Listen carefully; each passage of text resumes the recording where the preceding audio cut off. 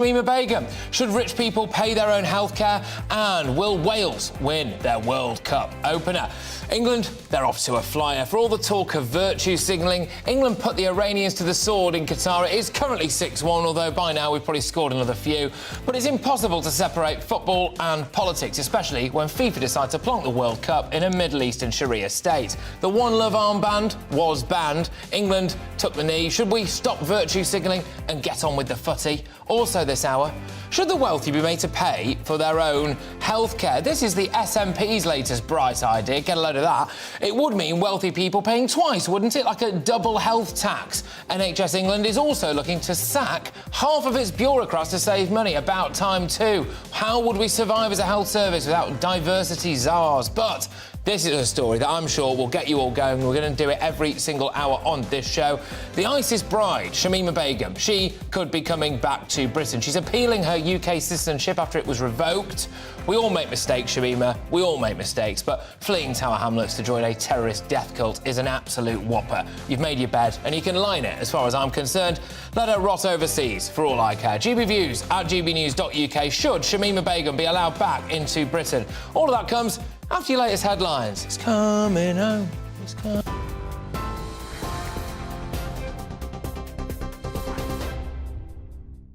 A very good afternoon to you. 2 minutes past 3. I'm Rosie Wright, keeping you up to date on GB News.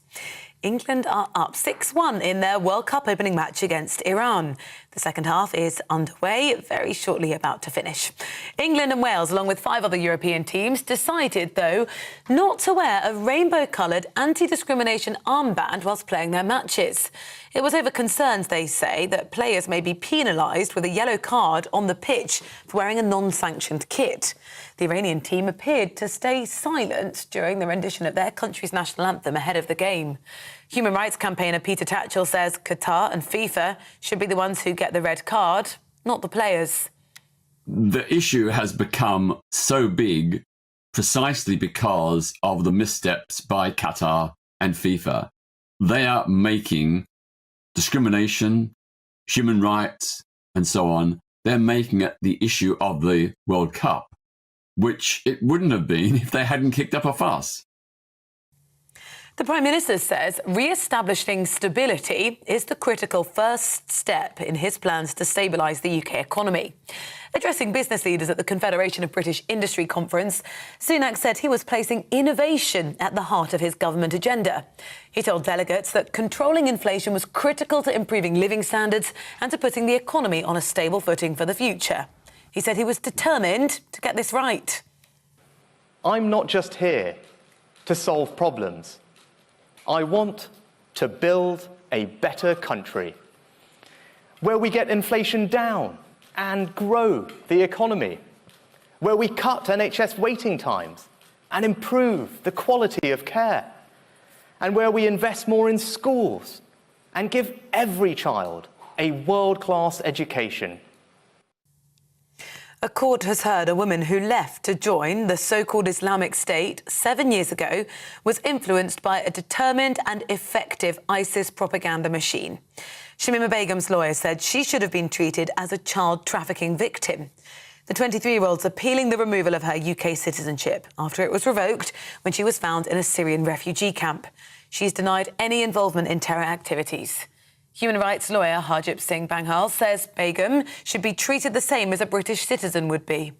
The issue is, if she's a British citizen, which she is because she holds a British passport, or she did hold a British passport, a British citizenship, then should she be treated like other British citizens, or should she be sent to a country where she's not born in, she hasn't lived in, just because the basis that her parents came from there?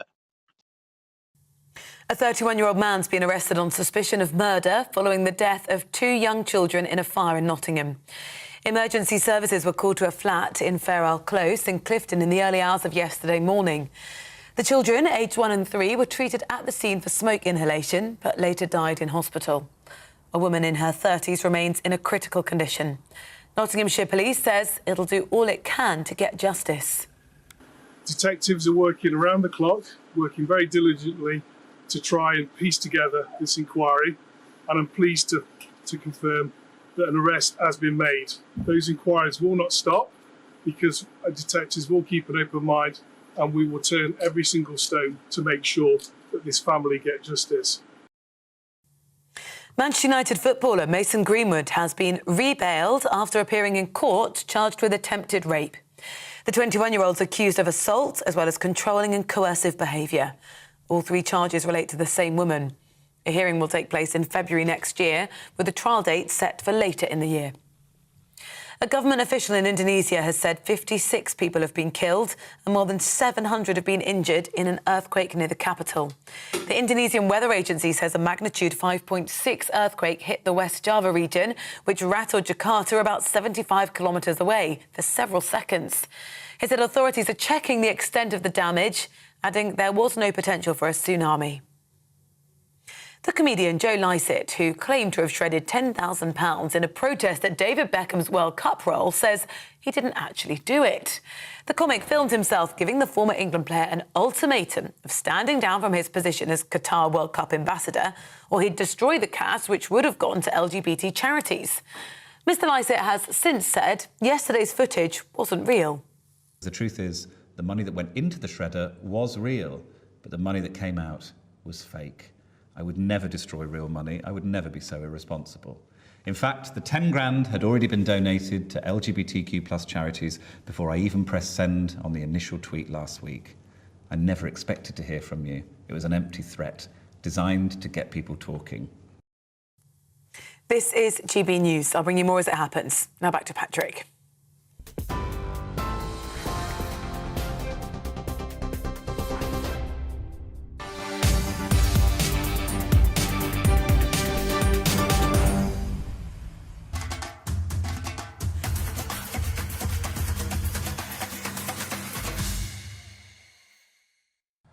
England are 6-1 up in their opening World Cup game against Iran. It hasn't all been plain sailing, though. England were apparently deprived of a clean sheet by FC Porto's Mehdi Taremi. Decent finish, Harry Maguire up to his old tricks again. But goals from Jack Grealish, Bukayo Saka, Jude Bellingham, Raheem Sterling and Marcus Rashford have given the Three Lions their 5-goal margin against their opponents. Let's be honest, we could have turned it into an absolute cricket score, couldn't we? GB News' reporter Paul Hawkins is currently in Qatar for the World Cup, and Theo Chicombra is at a fan zone in Birmingham, and I'm pleased to say they both join me now.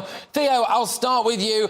A rather rowdy bunch by this time, I imagine. England fans soaking up the final moments of a right royal thumping. That's right, just a few minutes left actually. I did hear you singing a few moments ago. You would have fitted right in with this crowd here. Jubilation for most of the afternoon, 6-1. Almost, just a couple of seconds ago, Iran almost equalised, but they hit the crossbar. Jordan Pickford's been unlucky today not to get a clean sheet, but there are many more games to come and he'll be looking to improve that. But today, so far, it's been so good for England and their fans. And earlier I spoke to them about what they've made so far of the team and of course what's been happening outside of the football pitch as well. Yes. I think everyone's got to start backing Slabhead. It's my boy, Jude Bellingham, #1. It's coming home. It's coming home. It's coming home. Come on. Lots of distraction around what's happening in Qatar and everything. Has that been something you've been talking about with your friends as well? Yes. Yeah, that's kind of they made a spectacle of the World Cup is what I've been hearing and reading myself, and it's unfortunate for an event like this that they would do that to it, but it is what it is. Oh, you love to see it. You absolutely love to see it. I imagine there was just beer everywhere and the goals go in. Yes, it's definitely coming home. Paul, I'll throw it over to you. You are in Qatar. What's the scenes like there now? I imagine fans are going to start piling out very shortly. Paul. Oh, we can't get Paul Hawkins in Qatar. Hi, Patrick. Oh, sorry. Yeah, there you go. Hi, Patrick. Yeah, look, the fans will be piling out the stadium soon. They'll be probably a lot of them will be making their way down to the Souk Waqif, which is where we are at the moment. It's like the market in central Doha. So they'll be coming down here. They'll be obviously not soaking in the beers, but if they did want to have a beer, they can head for the hotel bars or the fan zones, the designated areas where you can have a beer. We were talking to some Welsh fans earlier, just to give you an idea of the prices, and they'd managed to get a kind of package deal, which a lot of these fan zones are doing, a lot of these hotel bars are doing, a curry and 5 beers for 80 quid. So those are the kind of things that some fans will be doing, but a lot of them will be heading into central Doha here, mingling with the other fans, and they'll probably, I imagine, taking the Wales game later. OK, all right, look, Paul, thank you very much. I'm sure you'll keep us abreast. I am just getting things fed through in my ear. Apparently there's some kind of VAR request for a goal for Iran. That's what I'm hearing. Theo, I might as well just throw it back to you, Theo, as you are there for us now. Are the fans holding their breath? The comeback surely is not on for Iran.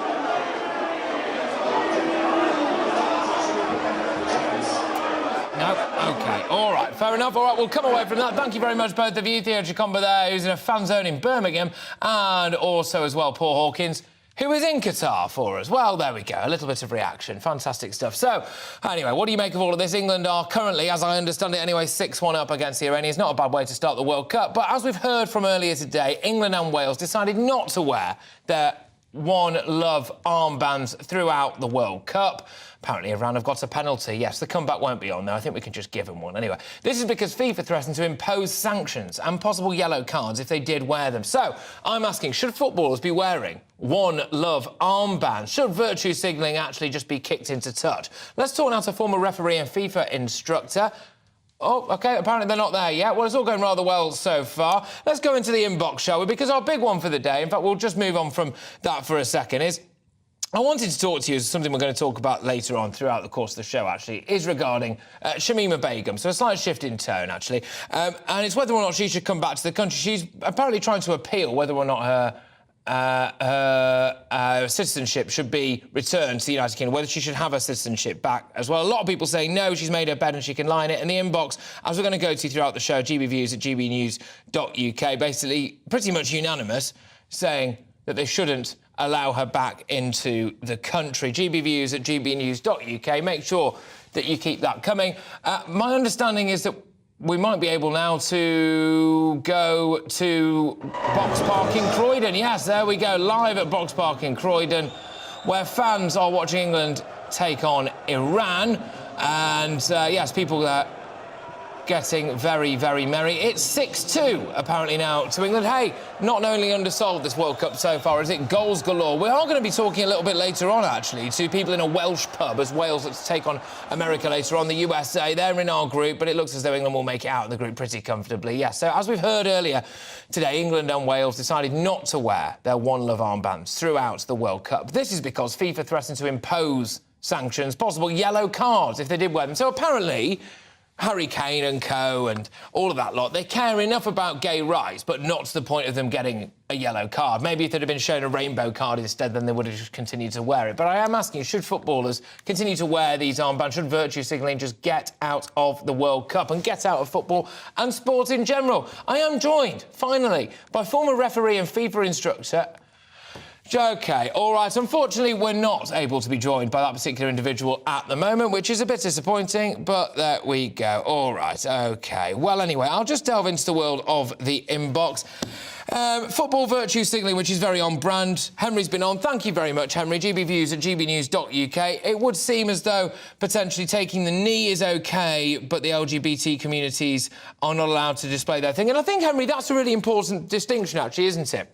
It's fascinating, isn't it, that the England players are allowed to take the knee, but wearing the One Love armband wouldn't be. And I've got a couple of views on this, really, and I've shifted a bit because I thought, well, the World Cup absolutely should not be in Qatar. OK, it shouldn't be. It's a human rights cesspit. It's a Sharia nation. It's got no footballing pedigree, frankly. Obviously, there's women's rights there, or lack of, should I say. And we're playing in stadiums built by, in some cases, now dead slaves, which is not a particularly good look for any international tournament. And I think we all have a strong suspicion as to maybe some of the reasons why the World Cup ended up in Qatar. So not a particularly great thing there. It's too hot. It's going to interrupt our footballing season as well. But then I thought, right, we've said all of this stuff. We all know that. It's happening. The World Cup is happening. I got rather miffed by the fact that the beer wasn't going to be sold in the concourses in the stadiums because Classic, it was what they were always going to do, the Qataris, wasn't it? Let everyone get there, let the world get there, and then impose their own rules and regulations on them. But that said, do people care more about whether or not England just score goals and win the World Cup, or whether or not Harry Kane takes a stand when it comes to gay rights, or indeed takes the knee, as they have done. And I can't help but notice, well, let's say that Harry Kane slapped that rainbow-coloured armband on and got booked in the tunnel. And then, just over the course of this particular match with Iran, an elbow gets done as he goes up for a header, and then he gets a second yellow, and he's off, and we lose him for the rest of the group stages, and things don't go our way. And then the next captain comes and wears the rainbow armband. At what point do you think England fans would go, well, I'd rather we made it out the group stage than we actually wore this armband? But my big take on this is, doesn't it just show how hollow the whole thing is? If I was a member of the LGBTQ+ community, which I am not, so I don't want to speak for them, but if I was, I would be rather miffed now, because we're being told, it would have been told, that your England captain is going to make a stand. Oh, that's right, one love, everybody. We're flying over there in a rainbow plane. I'm going to put this rainbow on my arm. We stand with you. It's absolutely disgusting and disgraceful the way that homosexuals and any member of the LGBTQ+ community is treated over there, and we have to make a stand for human rights. We really care about it. Oh, what, you'll butt me in the tunnel? All right, then the thing comes off. And it just shows that it's really, really skin deep, doesn't it? But I want your views on that, gbviews@gbnews.uk. But it's not all going to be football, which I think, let's be honest, is just as well for a news channel. We're also going to be talking about whether or not the wealthy should be made to pay for their own NHS treatment if you earn mega bucks. Or, frankly, I suppose, what's wealthy these days? Anyone over 100 grand? It's definitely over 100 grand. If you ask Jeremy Hunt, 125k, well, you potentially could be made to pay for your own healthcare. How do you feel about that? I don't think that's a particularly good idea. We've got all that and much, much more coming your way. But first, let's have a quick look at your weather. Hello again, I'm Aidan McGivern from the Met Office. It has been another very wet day for many parts of the UK, and it continues that way through the rest of the afternoon into the evening. Blustery showers where there isn't the more persistent wet weather.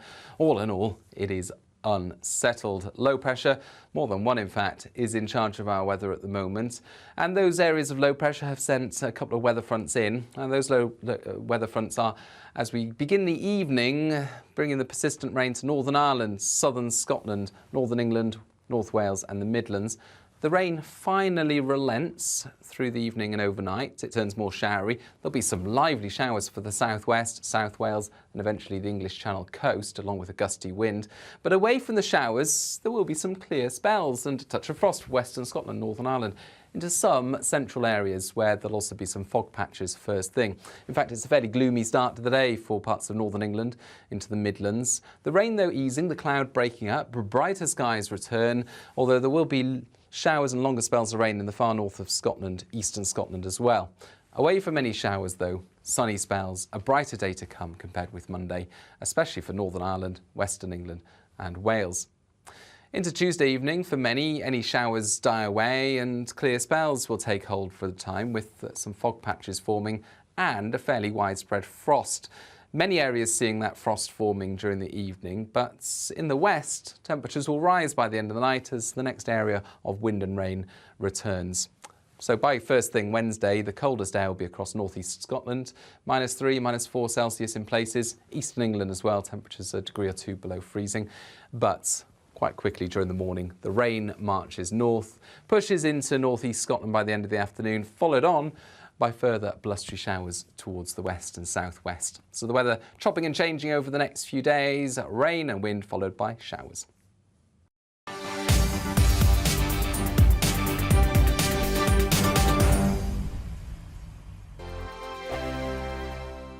Monday to Thursday, 9 p.m. till 11 p.m. Join me, Dan Wootton. I'll bring you the sharpest takes and hottest debates. And it's about standards and public life. No, I'll tell you what's hypocrisy, Narendra. I guarantee you there'll be no spin. We believe in the UK. No bias, no censorship. It just doesn't make sense to me. He wasn't doing his job as Chancellor. And no reason to go to bed. So I guess they've always been quite woke. That's Dan Wootton tonight on TV, radio and online. Monday to Thursday from 9 p.m. till 11 p.m. on GB News.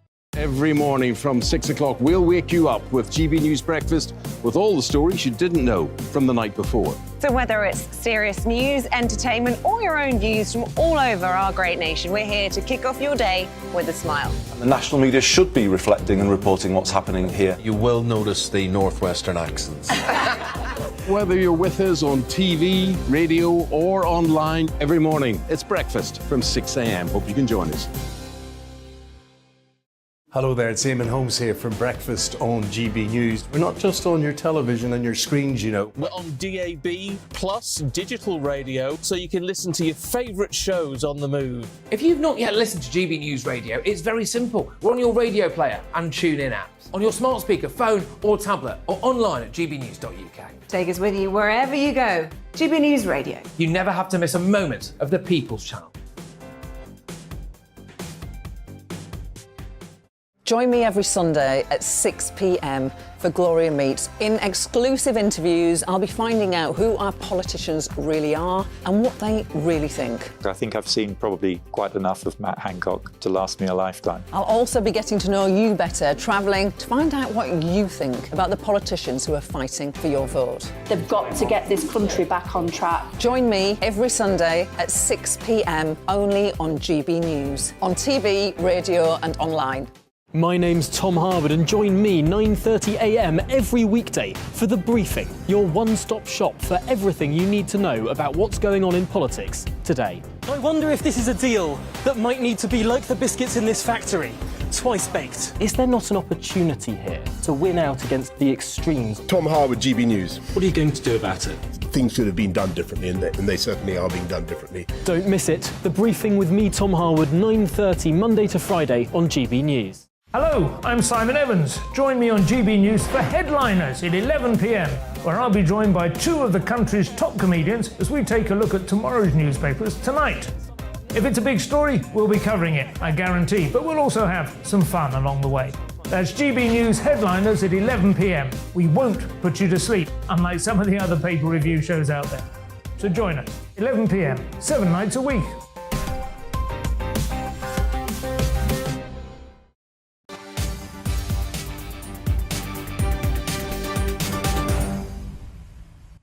Yes, welcome back, everybody. Now, reports about the possibility that the government is considering closer ties with the European Union has alarmed Brexiteers, but Immigration Minister Robert Jenrick has insisted the, quote, fundamental tenets of the deal signed by Boris Johnson would not be renegotiated.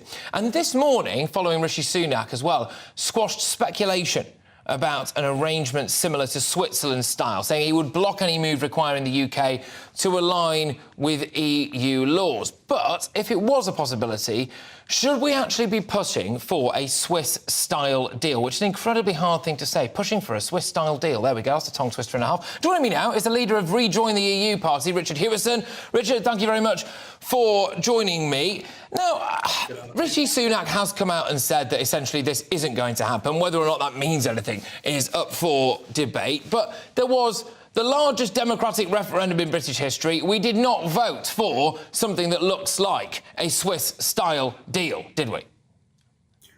Well, the vote was simply to leave the EU. There was no further instruction on the paper as to what to do next. And indeed, many people on the vote leave side were actually promoting a Swiss-style deal. Some were talking about a Norwegian-style deal. Some were talking about various other fantasy deals that may or may not have happened. So everything apart from the actual vote was a matter of interpretation. I get that. I do. Okay, all right. I get that it was a binary choice on the ballot paper. I understand that. However, if you break down what the Swiss EU deal is, which is, yes, Switzerland is technically outside the EU. It's the fourth biggest trading partner to the EU. It has what's called selective access to the single market and participates in EU research and education programmes. So that bit sounds like it's quite good. But it is also signed up to the Schengen free travel area, also contributes to the EU budget, and also has to swallow EU laws that they themselves didn't want. And that's not Brexit, is it?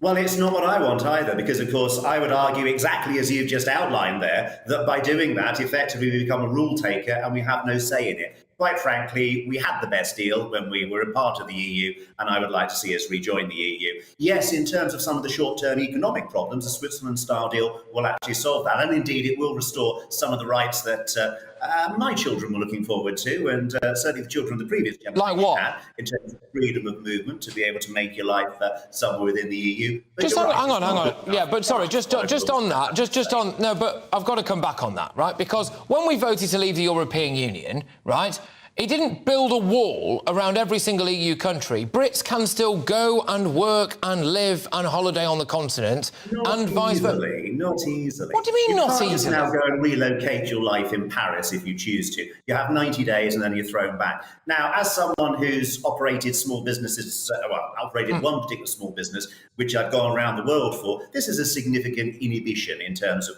my personal ability to run my business as I see it. And no, it's a big limitation in terms of what we can do. So a holiday, yes, but if you're trying to do anything serious outside the UK, it's now very, very hard to do. And would a Swiss-style deal solve that? That particular issue, I believe it would. Now, let's just be clear on this. The European Union has said very, very clearly they don't want any more Switzerlands. That's something they said a long time ago, and certainly surprising to do so. Equally, in terms of what the leak from the Conservative Party is, everyone's denying that they're responsible for it. And let's be honest, Patrick, this is a government party in trouble, dipping its toe in the water to experiment to see if it can perhaps be a little bit softer on Brexit. Can it win back a little support from the polls? And certainly the reaction that there's been to that so far suggests that that's a very, very unlikely thing to happen, I'd say. Well, 100%. It is absolutely very, very unlikely. And I think the Tories would risk being absolutely decimated if it was the case. And I can't help but... further decimated.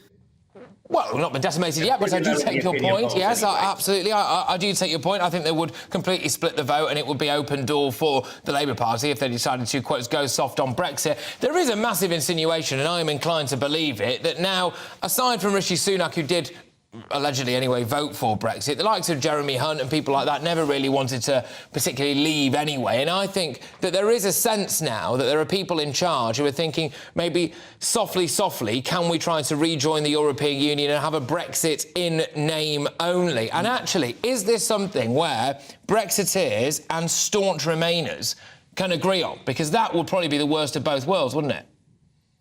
Well, no, I actually think where we are at the moment is the worst of all worlds. Why? I think a Switzerland-style deal would make life slightly better on an economic front. I think it would fail to solve some of the fundamental issues, such as sovereignty over what we actually do. So, no, I wouldn't agree. I mean, Brino raising its ugly head again is obviously an amusement. But I do think that this whole debate at the moment is just a red herring. It's a desperate government just trying to throw a toe in the water to distract us down a particular angle. We can see in the polls now a lot of people aren't happy with the Brexit that was delivered. They do want to revisit the issue of the relationship in Europe. And indeed, one thing I find when I talk to a lot of people on the streets, they don't necessarily agree with me about rejoining the EU, but they do think we need to do something about our relationship. Well, exactly, but I suspect... I do suspect that actually people might be after now a more independent Brexit. So why not turn Britain in this current financial crisis into some kind of Hong Kong-style thing? Why not turn us into, essentially a bit of a tax haven? Why not turn us into somewhere where we can get money quick in that regard and completely biff any kind of regulation that we would have with the EU or alignment with the European Union? I think people maybe thought, let's try to be a bit polite, but now that might go out the window when people see their energy bills going through the roof, the cost of living crisis. Why not actually make the most of British sovereignty? Because, we haven't done that, have we? Well, I think there was a widely respected economist, what was her name, Liz Truss, tried that a few months ago. Didn't work out terribly well. Well, but actually, that's But you're playing politics there, really, because what Liz Truss did was go too hard, too fast. And what we're seeing now is that our only possibility for growth, according to our dear Chancellor, is to try to import more immigrants, which would actually just lead to, essentially, Britain looking slightly better on a spreadsheet, but not actually better in practice. And if we rejoin the European Union, that's what you'd do, isn't it? To introduce growth, you just have a load more people coming over here, and that's how we do it, as opposed to actually maybe going for growth domestically. Let's talk short-term and long-term here, Patrick, because in terms of the short-term, yes, we would get an instant boost to our GDP. Right. We would restore confidence in our currency if we did that. So that certainly would give us a short-term boost in terms of growth. At the expense, obviously, of having control of our borders, yeah. We have to balance the short-term with the long-term. Now, I don't know if you're aware of this, but now in the UK, our reproductive rate is down to 1.75.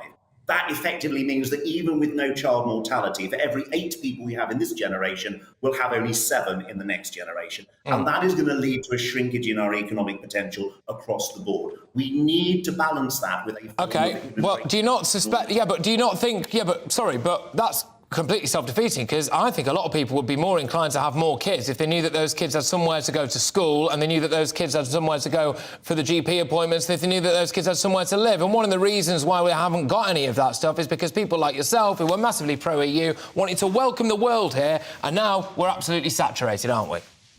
Oh, no, we're not. We're absolutely not saturated. We've got a situation where I was reading one of your own journalists today saying more than 1 million job vacancies unfilled at the moment. If there's more than 1 million job vacancies unfilled, that means there's more than 1 million spaces for working people. And let's not forget, not necessarily. Yeah, but no. But hang on. Wait. You are ignoring. You're deliberately.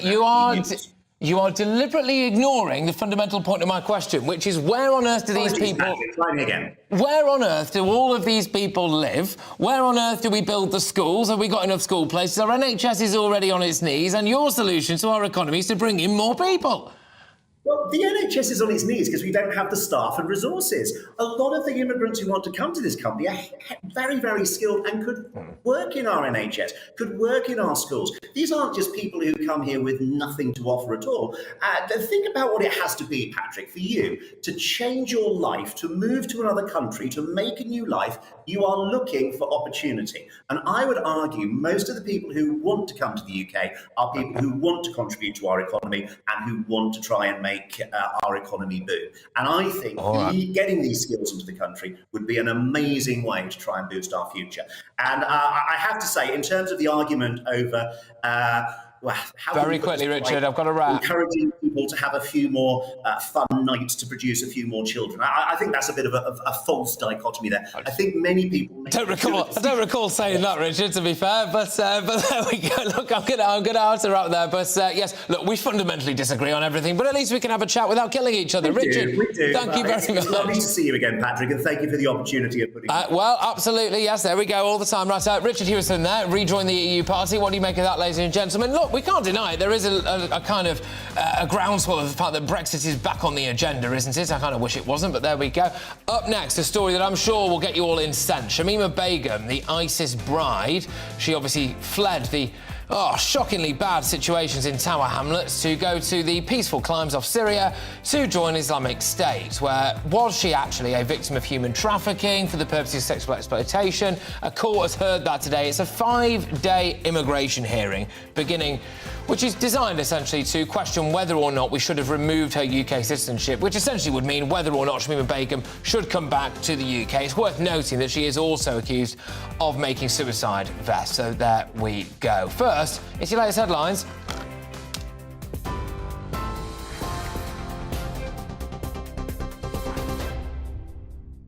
Hello, good afternoon. I'm Tamsin Roberts in the GB newsroom. It's 3:33. England have beaten Iran 6-2 in their World Cup opening match. England and Wales, along with 5 other European teams, decided not to wear a rainbow-coloured anti-discrimination armband in their matches.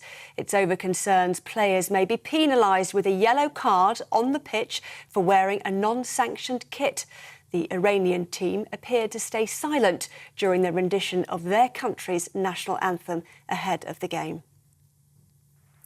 The Prime Minister says re-establishing stability is the critical first step as he set out plans to stabilise the UK economy. Addressing business leaders at the Confederation of British Industry Conference, Rishi Sunak said he was placing innovation at the heart of his government agenda. He told delegates controlling inflation was critical to improving living standards and to putting the economy on a stable footing for the future. I'm not just here to solve problems.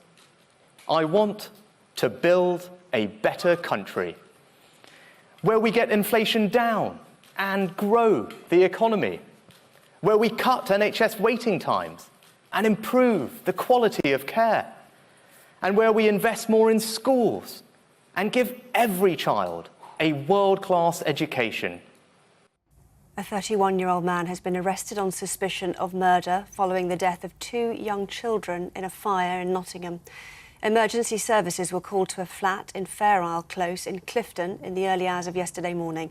The children, aged 1 and 3, were treated at the scene for smoke inhalation but died later in hospital. A woman in her 30s remains in a critical condition. The comedian Joe Lycett, who claimed to have shredded £10,000 in protest at David Beckham's World Cup role, says he didn't actually do it. The comic filmed himself giving the former England player an ultimatum of standing down from his position as Qatar World Cup ambassador, or he would destroy the cash, which would go to LGBT charities. Mr. Lycett has since said yesterday's footage wasn't real and he's donated the cash to charity. TV, online and DAB Plus radio, this is GB News. Back now to Patrick.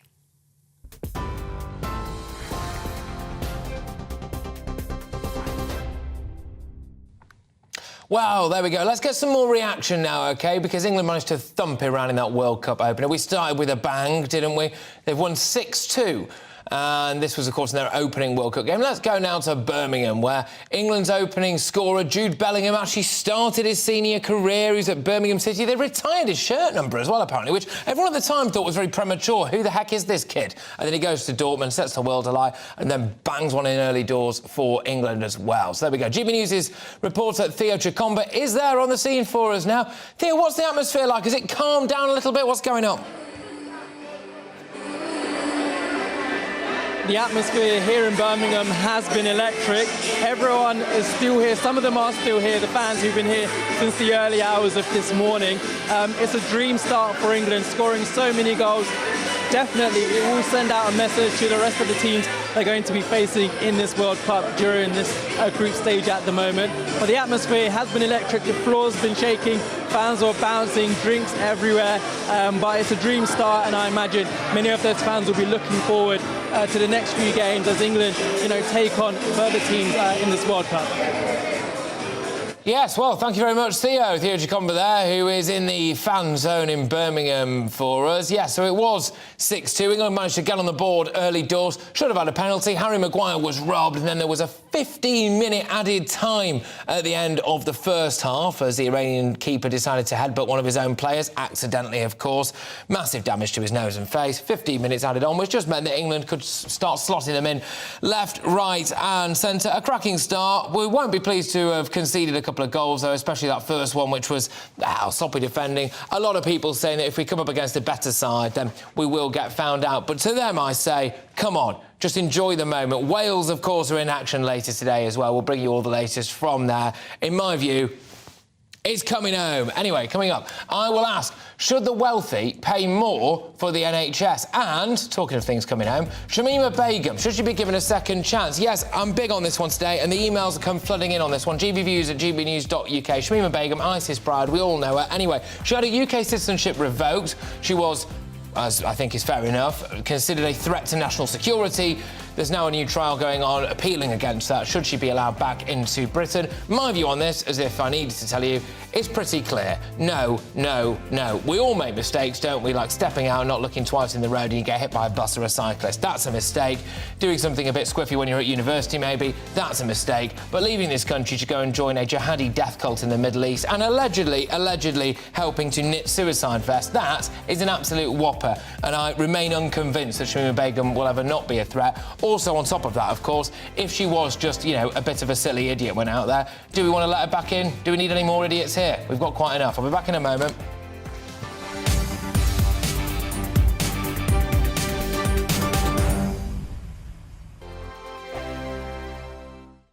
Monday to Thursday nights on GB News. At 6, it's Dubes & Co. 7 o'clock, Farage. At 8, join Mark Stein. And at 9, Dan Wootton Tonight, followed by Headliners. On TV, radio and online. This is GB News.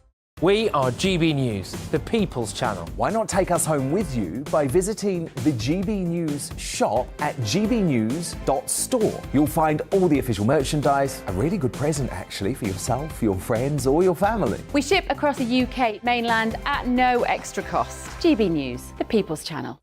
Hello, I'm Esther McVeigh. And I'm Philip Davis. Whether you're watching or listening on TV, online or on radio, we handpick the latest stories, debates and expert opinions for your weekend. So whether that's politics, news or showbiz, we've got it covered. Join us every Saturday morning at 10 o'clock on GB News.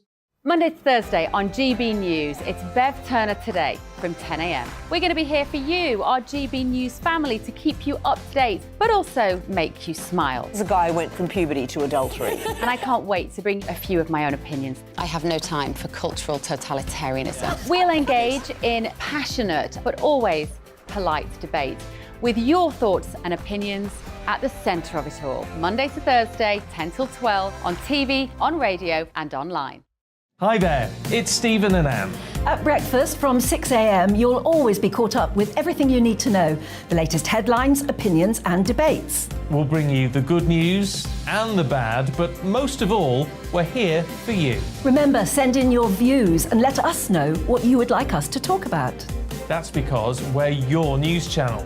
And every morning at 6 a.m, it's breakfast on GB News.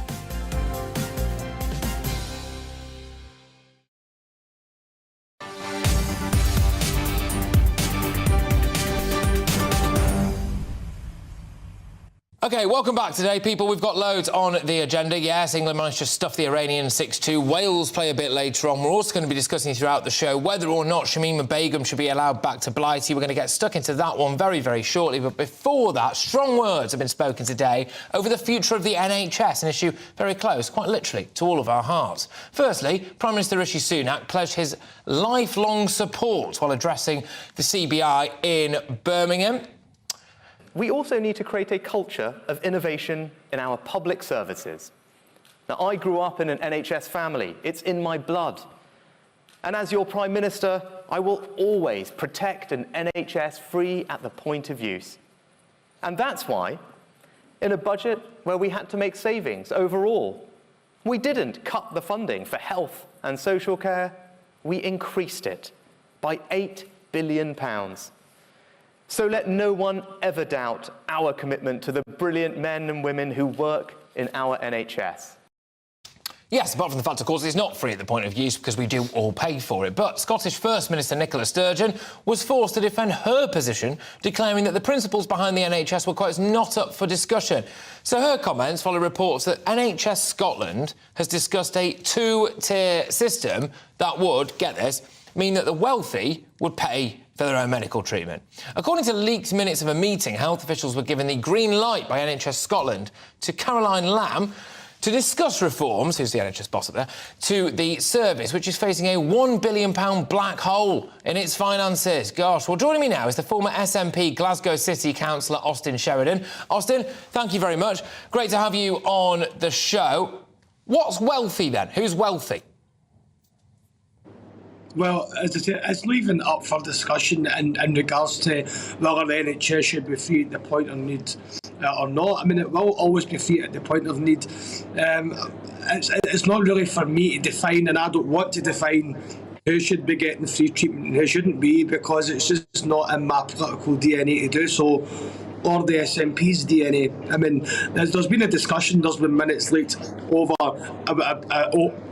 changes that the people might want to bring to the NHS, but at the end of the day, it'll be policy makers in Parliament that decide what happens to the NHS. And I don't believe that there's any political party in Scotland that would propose having a two-tier NHS system. So just to clarify then, the SNP absolutely don't think that it's a good idea for people who are well off to have to pay twice. So they pay taxes for the NHS and then they'll pay for their own healthcare. That's been ruled out. That's off the table, is it?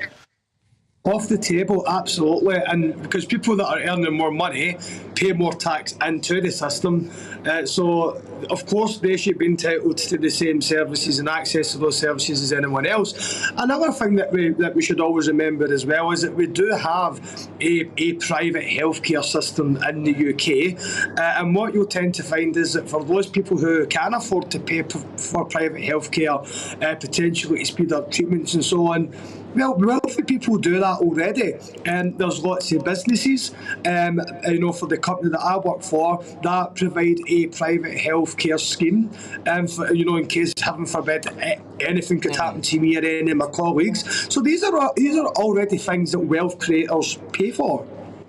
Yeah, exactly. What's the SNP's track record like when it comes to actually looking after its own health service up there, in a sense? Because clearly, a vote for independence would mean a vote, as far as we understand it anyway, to have complete, total control over the healthcare system. What's Nicola Sturgeon's track record like when it comes to health? Because last time I checked, there was a bit of a contaminated water scandal involving baby deaths and also, the highest drug deaths in Europe.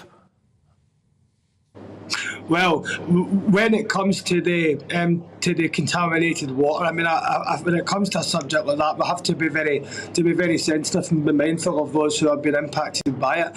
And certainly, we should look to see, what any inquiry, brings about as a result of that, and we should send our thoughts to those affected. In terms of drug deaths, absolutely. I mean, Scotland does have a problem with drug deaths. I was really pleased to see that the recent figures, showed a decline in Scotland in drug deaths, whereas south of the border drug deaths had increased. So it's certainly not just Scotland that has these issues. They're not particular to Scotland. They're issues that all governments in the United Kingdom are facing, no matter what complexion, particularly after coming through such a damaging pandemic. Yeah, indeed. And clearly the NHS is under the cosh big time at the moment. We've got a big backlog as a result of, well, let's be honest with you, I suppose shutting the country down and turning it into the National COVID Service, something that Nicola Sturgeon wants us to do for even longer, for even harder, even sooner. And that is something that's working its way through the system now. But apparently there are reports today, anyway, that around half of the bureaucrats in the NHS, anyway, the backroom staff, as it were, the higher-ups, I suppose you could call them, 50,000 of them are, just bureaucrats, the people working behind the scenes there. Some of their jobs could be gone, really, as a result of trying to save money. Would you back that, getting rid of some of this bloated management system? I mean, we don't really need a load of diversity chiefs, do we? Well, I think that any organisation should always be reviewing its structures and looking at how it's being managed. Certainly, when it comes to people losing jobs, fundamentally, if we are looking to say, for example, make people redundant, I'm always of the opinion that it should be voluntary redundancy, and those are the kind of things that we should be looking for when we're having those discussions with NHS staff. I certainly don't believe, that we should go in and just essentially forcefully get rid of people without taking proper consultation measures and having discussions with the staff. But any kind of proposal, for structural changes in terms of staff is still way down the line, and those will be discussions that the Scottish Government will have with the NHS and the relevant unions. Yeah, just one more. I mean, the fact is, which is something that I can understand why you might not have been too keen to bring up, but NHS Scotland, their hospitals have recorded their worst ever A&E waiting times. And if indeed this option was to be on the table, as has been reported quite widely in the press, I understand that Nicola Sturgeon has now rowed back on it, but it was reported in the press that there was at least a thought of trying to make the wealthy pay for their own care. That is essentially just them admitting defeat and saying, punishing the rich for what is, a pretty abominable running of the NHS in Scotland, isn't it? I mean, there was a thought, and it's been discussed and it's been minuted, but nobody really knows the full extent of how serious, for example, that these discussions were taken. Certainly when people arrive at A&E, we shouldn't be asking to check their bank balance or anything like that before we start offering treatment. Of course, it should be free at the point of need.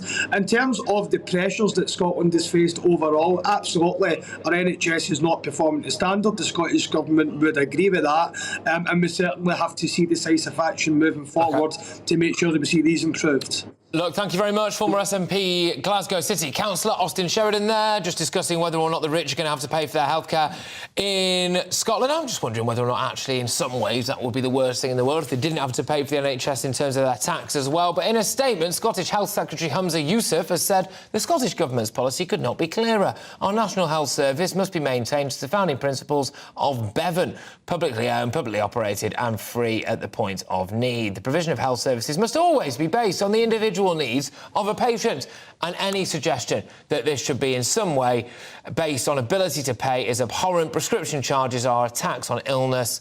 They were scrapped by this government and they will not be returning in any way, shape or form. Right, there we go. Moving on to something that I suspect that you all care a lot more about. Shamima Begum, the jihadi bride, was trafficked by ISIS for sexual exploitation. That's what her lawyers have told a hearing to appeal against her deprivation of UK citizenship. Back in 2015, she ran away from her London home, fled Tower Hamlets, good gosh, for the safety of Raqqa, with 2 other girls when she was just 15 years old. And after arriving in Syria, she ended up marrying one of the terror group's fighters. Begum has launched her main appeal against the decision, with her lawyers telling the court Shamima Begum is a young Muslim woman, someone about who everyone can give an opinion. Well, yeah, but that's because she fled to join ISIS. Anyway, our political reporter Catherine Forster is at the Asylum and Immigration Tribunal in central London for us. Catherine, thank you very much. So what's the latest then? She wants to come home. So this is a 5-day hearing which will be going on all week. It started today. Basically, Shamima Begum is desperate to come back to the UK. She failed in her bid with the Supreme Court to be readmitted on the grounds that she'd been made stateless when the former Home Secretary Sajid Javid removed her British citizenship because the government said her family were originally from Bangladesh. She could claim citizenship there. So now they are trying another approach. Her lawyers are here arguing that she is in fact a victim of child trafficking, that she was brainwashed, that she was groomed. And so we've been hearing evidence.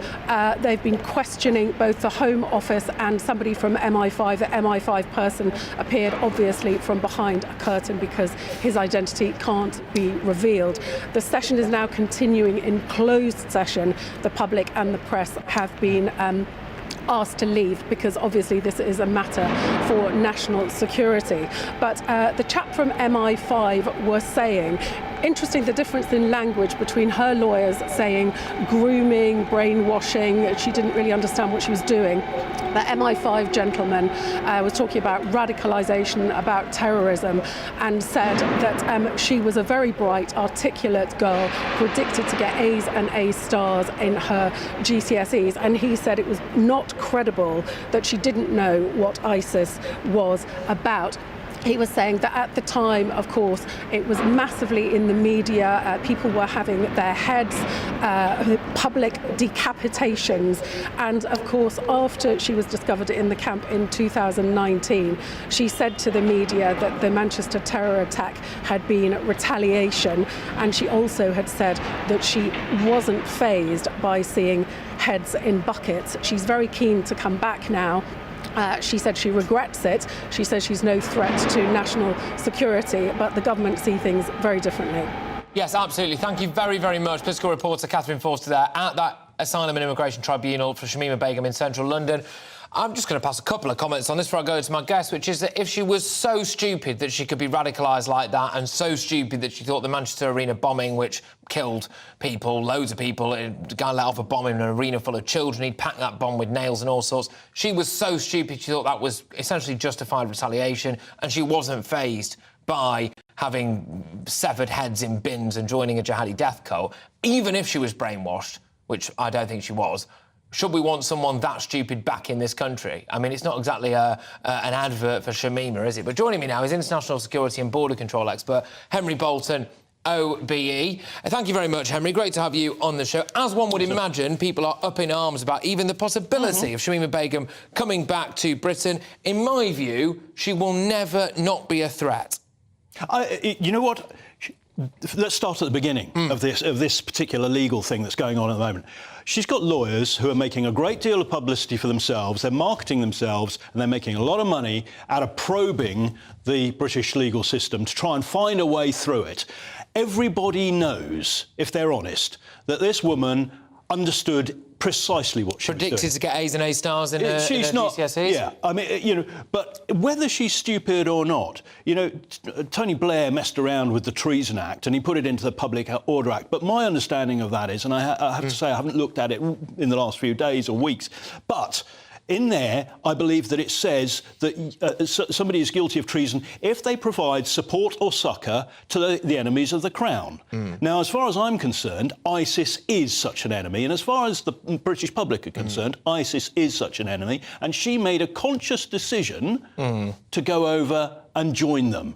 Maybe not to carry a weapon, but actually to participate in supporting them in their agenda, which is they've sworn they couldn't be more diametrically opposed, could they, to the values and the norms of what we want here, and also just completely and utterly medieval in their barbarism over there. But I suppose the thing centres around essentially whether or not she was groomed, OK? And this can be seen as a very sensitive issue by some people.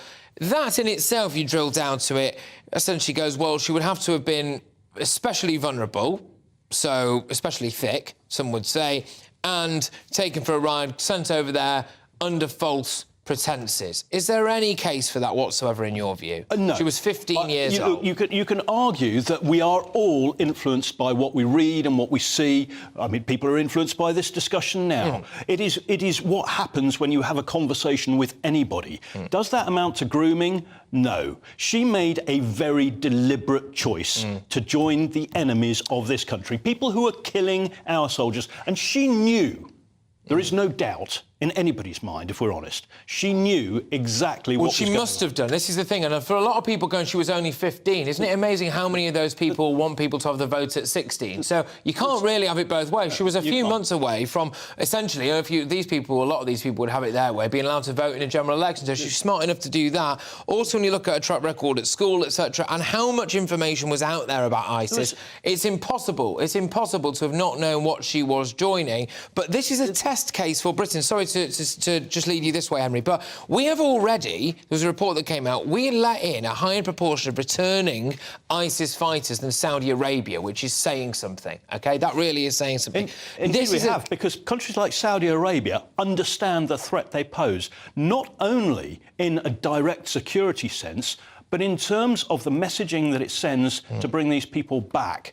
And the message it would send to the UK public is that although somebody goes to fight for the sworn enemies of this country, for an organisation that is sworn itself to undermine our way of life, to destroy our way of life, we're prepared to let them back in afterwards. Probably on benefits as well, because she's not going to get a job, is she? Indeed. So we'd have to pay for her. This is really not only a test case in this sense, but it's a test case in terms of the courage, the boldness and the ability of the British government to stand up for the British people. I agree with you. And as well, people make mistakes. Some of those mistakes are bigger than others. Some people make little mistakes, you know, they pick up the wrong type of milk from the shop. Some people don't look both ways when they cross the road and they get hit by a car, and that can have consequences. Mistakes have serious consequences, and they can do. Fleeing Britain, to go and join a jihadi death cult and partake in all of the kind of terror and horrible issues that took place over there is an absolute whopper of an error, and one from which I'm pretty concerned there is no coming back, and we do not need to introduce yet another threat into this country, in my view. Your views, GB Views at gbnews.uk. But coming up, a shift in tone. We will look ahead to Wales's first World Cup game with fans in a particular watering hole over there. I understand that by this time they'll probably be pretty well lubricated because they've been there since morning. You love to see it. Also, should the wealthy pay for their healthcare? Is it a double tax on the rich? Are you pleased to see that the NHS might be stripping back some of their backroom staff, some of the bureaucrats? They might go to make way. They're being paid far too much. Our NHS is bloated. It's time that we gave that money to frontline services. We've got all of that coming your way. And yes, I'll be reading out some of your emails on Shamima Begum. Do you think she should be coming back to Britain or not? Back in a moment.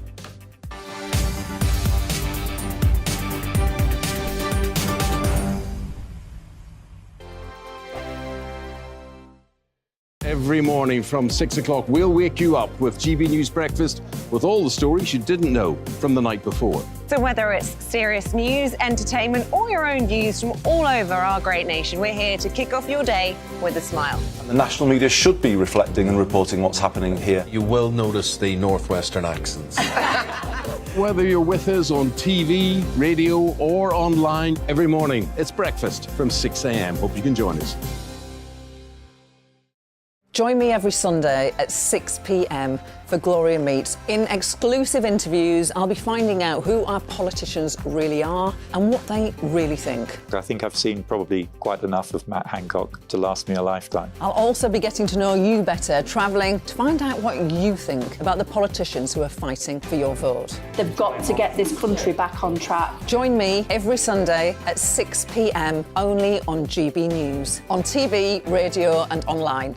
We are GB News, right across the nation. You can get us on television, on radio, on digital. We're absolutely everywhere. Amazing! You see, amazing! You remind me of me in the European Parliament. But here's the most important bit. We are not part of the mainstream establishment. We think and speak just like you do. We are the People's Channel. Magnificent. That's really, really thoughtful. Come and join us on GB News, the People's News Channel.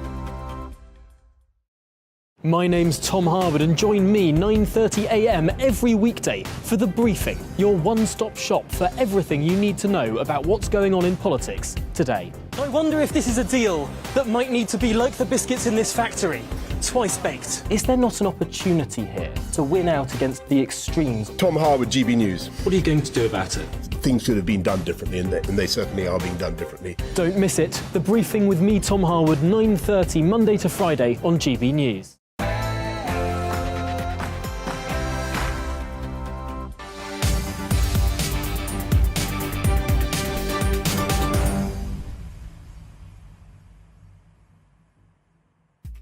Yes, welcome back, everybody. It's just gone 4 o'clock. This is me, Patrick Christys, on GB News. OK, so is football too political, and should we be focusing off the pitch or on it? A possible double tax for the rich when it comes to the NHS, and this is really, I think, the big one for most of you at home today, GB Views at gbnews.uk. Should ISIS bride have a second chance? Shamima Begum, could she be coming back to Blighty?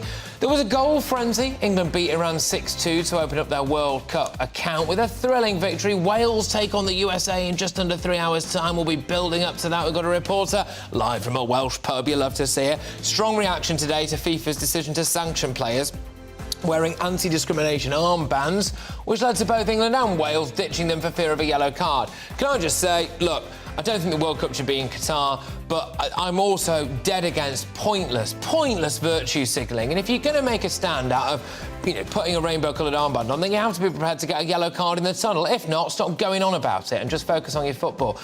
How do you feel about the fact that some players caved in to wearing the rainbow armband? Also, this hour, we're going to talk about maybe the wealthy paying more for their healthcare. Scotland's First Minister has said the principle of the NHS being free for all is not up for discussion, but there are serious suggestions now about rich people having to pay for their own healthcare. Are you rich? Will you go on record and say so? Email in gbviews@gbnews.uk. I suspect you probably pay for your own healthcare anyway. How do you feel about it? But the big one for me today, and I strongly suspect the big one for you as well, gbviews@gbnews.uk. Should Shamima Begum, the ISIS bride, ever be given a chance to come back to the UK? She is appealing the fact that we said that she was a national security threat and we were removing her citizenship. Her lawyers are crying. They're crying.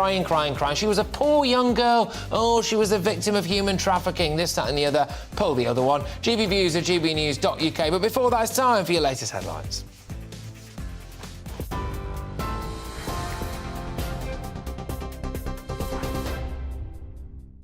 Patrick, thank you. Hello, good afternoon. It's 2 minutes past 4. I'm Tamsin Roberts in the GB newsroom. England have won their opening World Cup match against Iran as eyes turn towards Wales for their match against the US later this evening.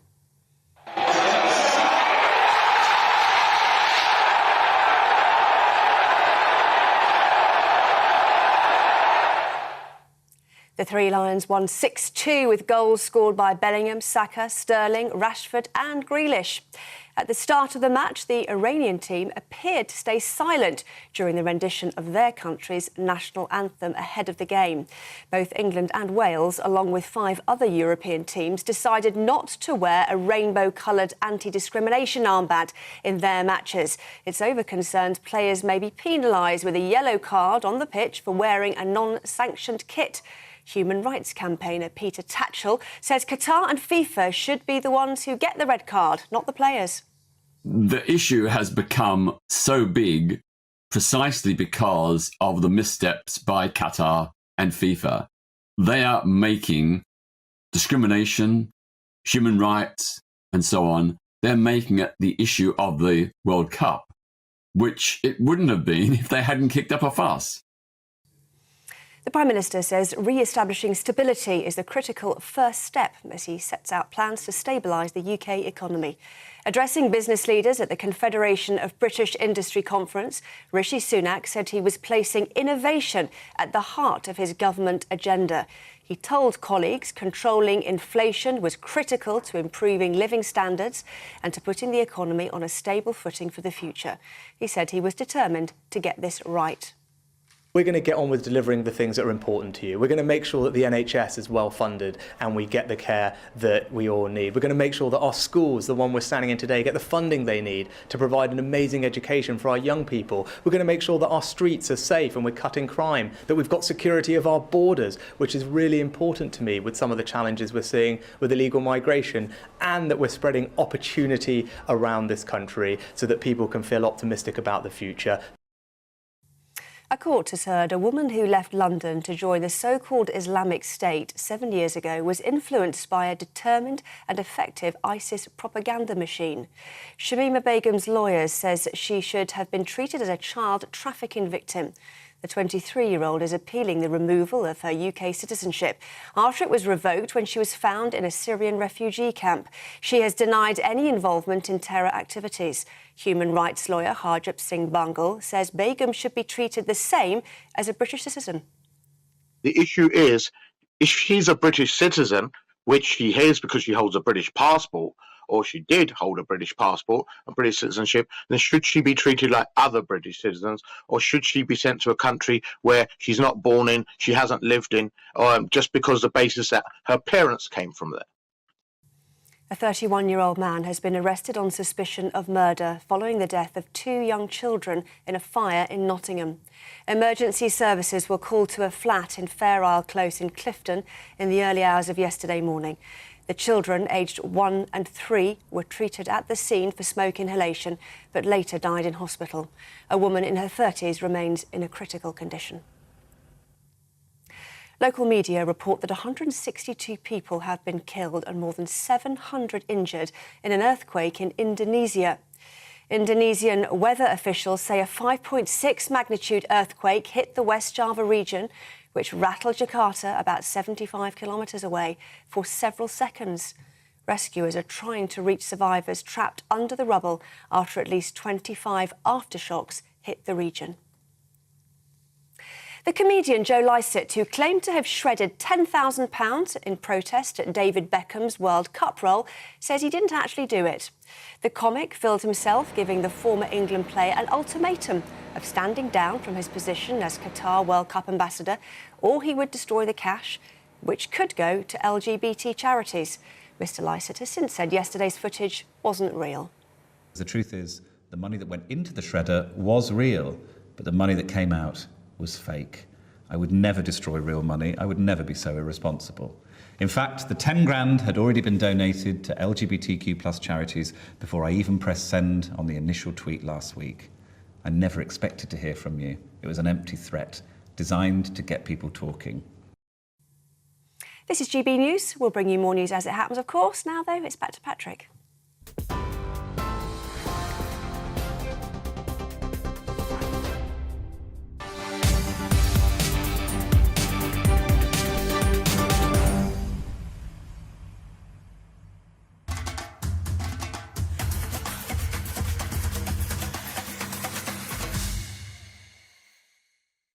Yes, England have done it. They've won their first game of the Qatar World Cup, beating Iran 6-2, although that was a little bit like playing a pub team, wasn't it? It wasn't all plain sailing for the Three Lions after Iran managed to peg back a consolation in the second half before converting a penalty as well in the dying seconds of injury time. But England proved that attack really is the best form of defence. We've got Bellingham, Saka, Sterling, Grealish and Rashford all getting on the score sheet to put 6 past their opponents.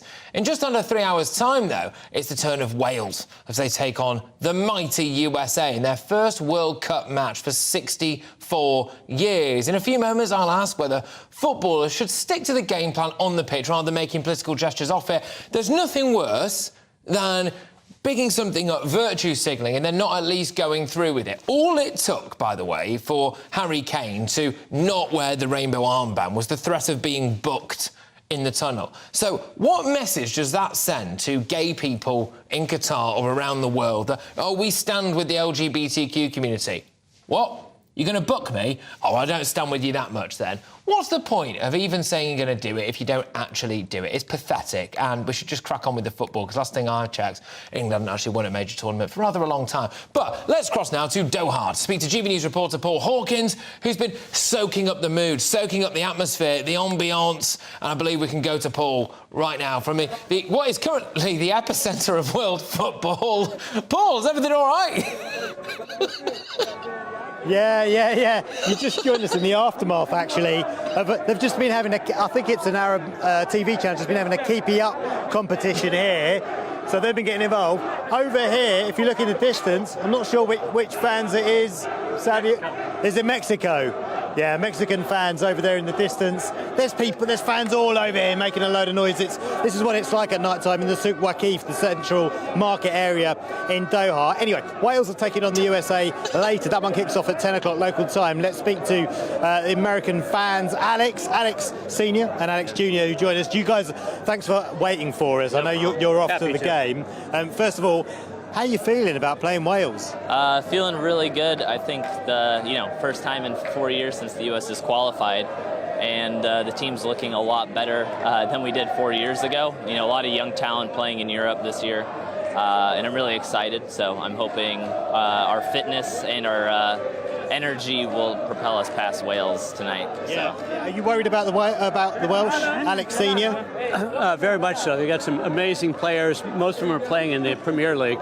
So actually, though, this is the best U.S. team that we've ever played. So hopefully they'll play well tonight. Yeah. And how are you feeling about finding the Qatar experience of being over here?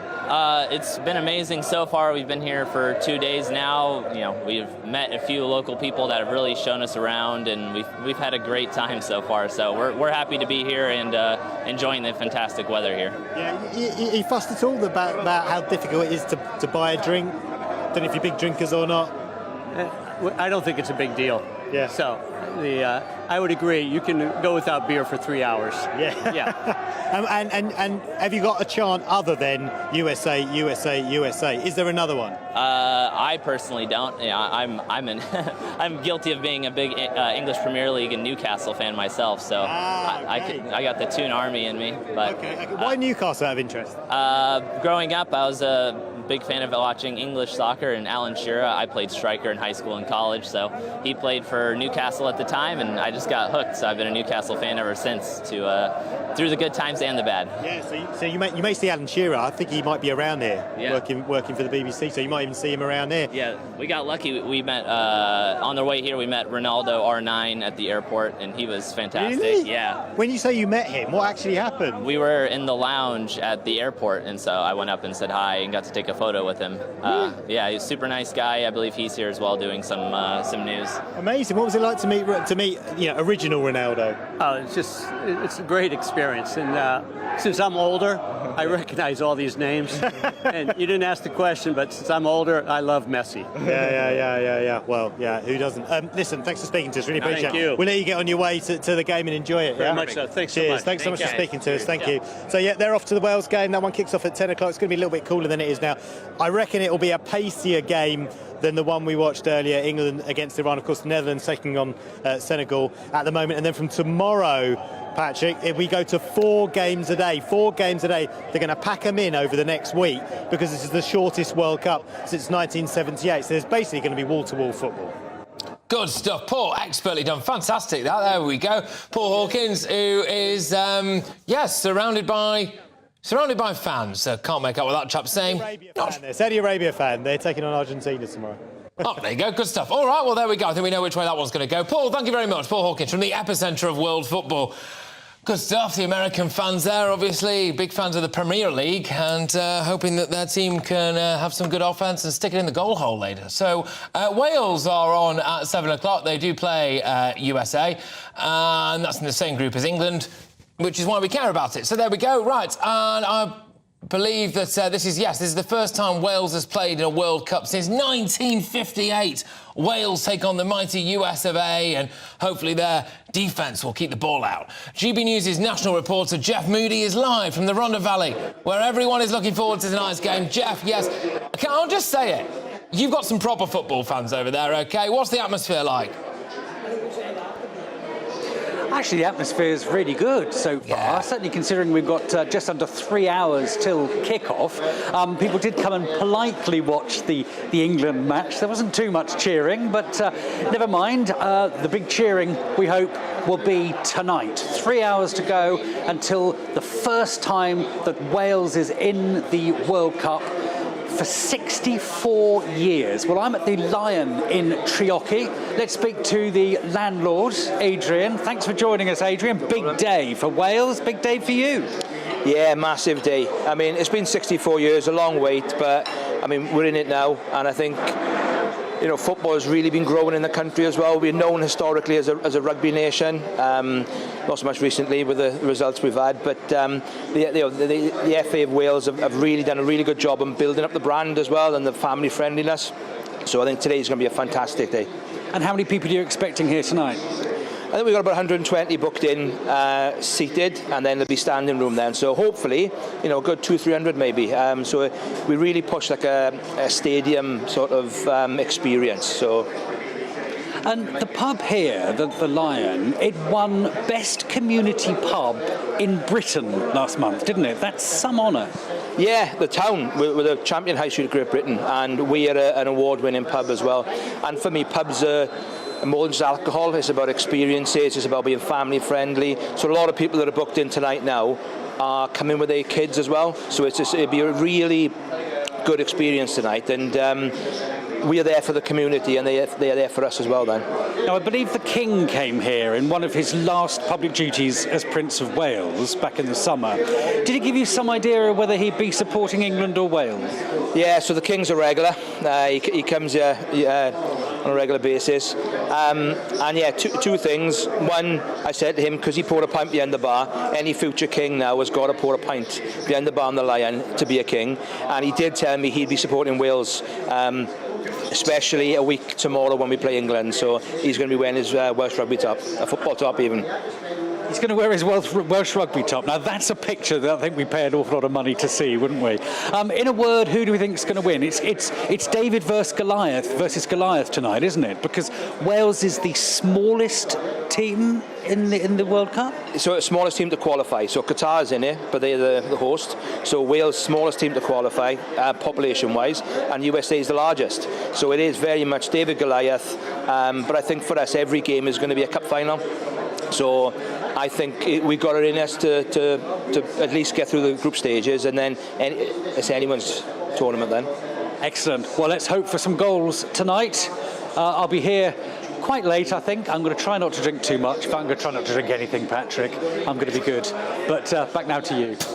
All right, Jeff, I think you're only kidding yourself there, mate, but thank you very much, Jeff Moody. Wonderful stuff. Come on, Wales. Now, England have done the business early doors today, beating Iran 6-2. It would be lovely, wouldn't it, if Wales could beat the USA? And they should. Of course, the American fans we spoke to earlier there will be hoping that their offence can really trouble the Wales' goaltender, and then they'll be able to stick it in the goal hole a few times. But I think Wales have probably got enough to see them off, personally. There we go. Touchdown, USA. So, as we've heard, England and Wales fans decided not to wear their One Love armbands. In fact, the captains decided not to wear their armbands. This is because FIFA threatened to impose sanctions, including a possible yellow card if they did wear them. So, Harry Kane cares so much about gay rights that he'll make a big song and dance about it leading into the World Cup. But the second he's threatened with a yellow card, which last time I checked was actually one colour of the rainbow, no, that's where the caring stops. Let's talk now to a former referee and FIFA instructor, Janie Frampton, and Andrew Warshaw as well, who's a football politics expert. Janie, thank you very much.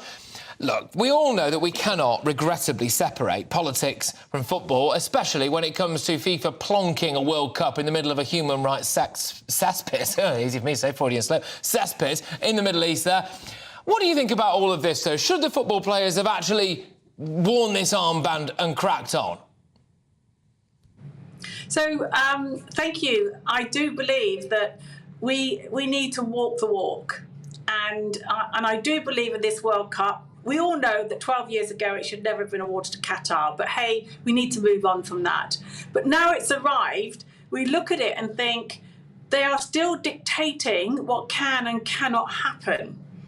And they talk the talk around that they accept, you know, the gay, the disability, etc. But they're not walking that walk, because FIFA have bowed down to Qatar when it comes to wearing the armband. But let's be really clear about the laws of the game.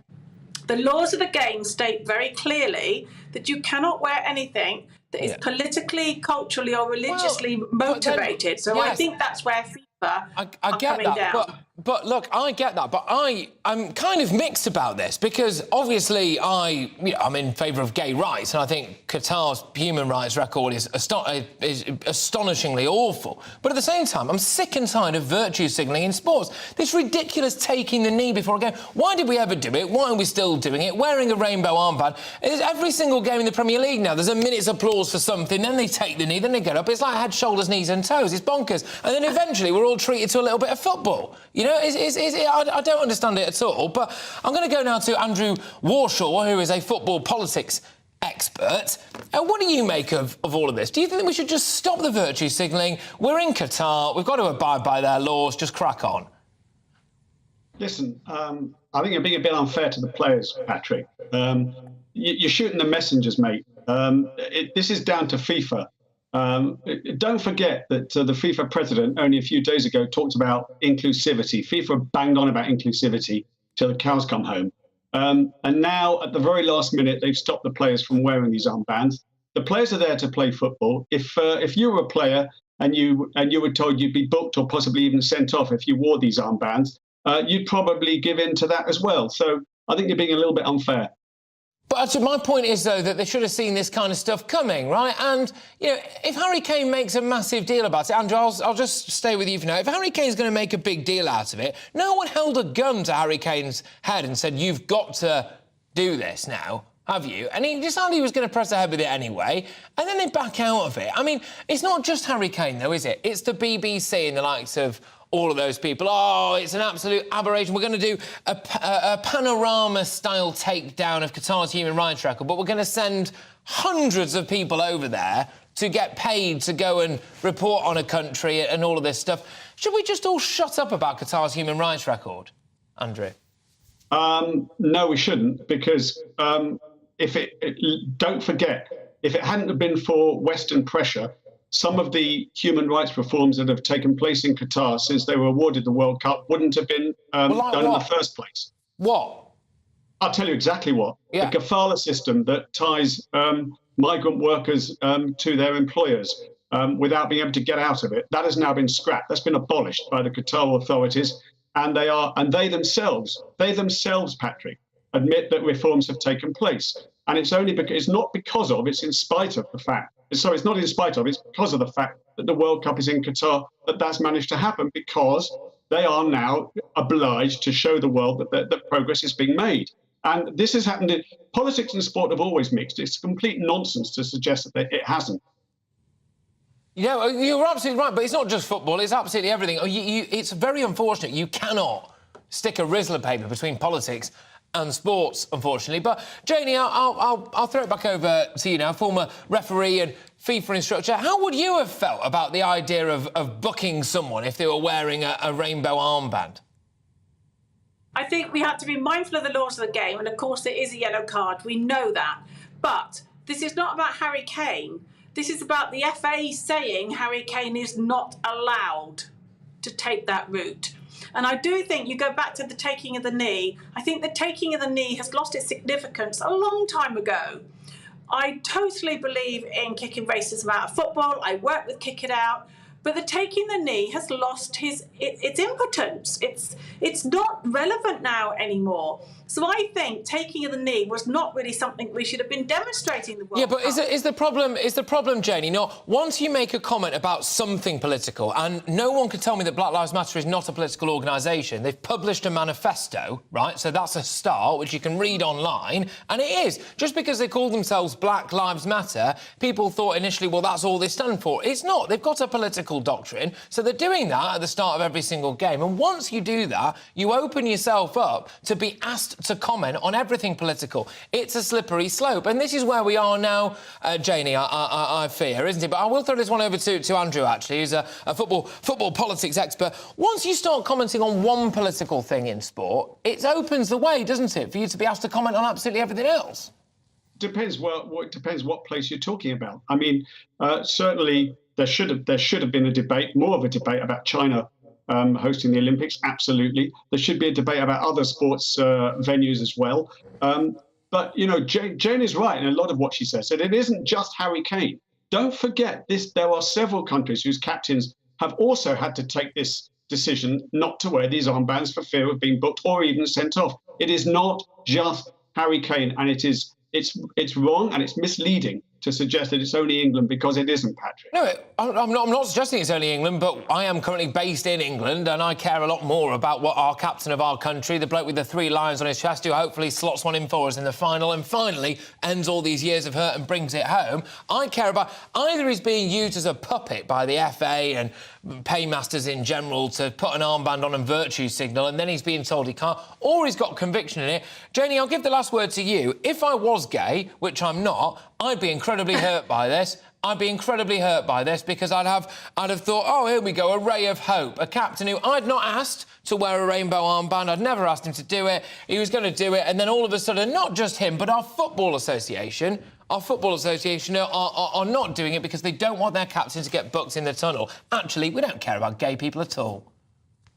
Patrick, I think you're very right, and we could have the discussion all day. It's about tick box exercises, and I do believe that the FA has taken an easy route out here instead of supporting strong values and integrity of our game. Yeah. And when you look at what's happened over this last week, football is losing its integrity. Yeah, I agree. Look, thank you. What message does it send? What message does it send to anyone out there? Oh, yeah, stand up for your rights until the point when you get a bit of pushback and then don't. Anyway, but look, thank you very much, both of you. FIFA instructor, former referee Jenny Frampton, Andrew Warshaw, their football politics expert. What do you make of this? I suspect a lot of you are just sick and tired of politics being anywhere near sport. But yes, that's the way the cookie crumbles, I'm afraid, ladies and gents. You are with me, Patrick Christys, on GB News. Coming up, now, this is a big, important issue for you. Did you vote for Brexit? Did you not vote for Brexit? It doesn't really matter.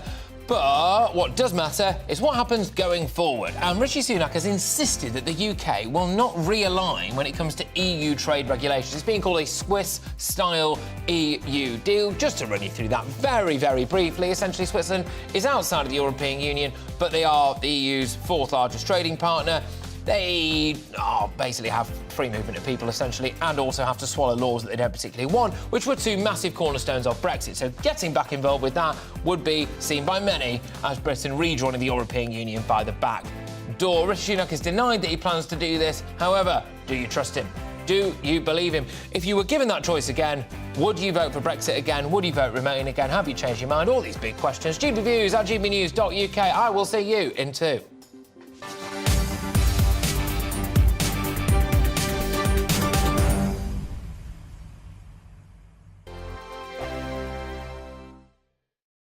I'm Mark Dolan. Join me at 11 on GB News for Headliners, in which I'll be joined by 2 of the UK's top comedians discussing tomorrow's papers. If it's an important story, we'll cover it, but we'll have some fun along the way. Headliners, the late-night paper review that won't send you to sleep like the others will. 7 nights a week at 11 p.m. on GB News.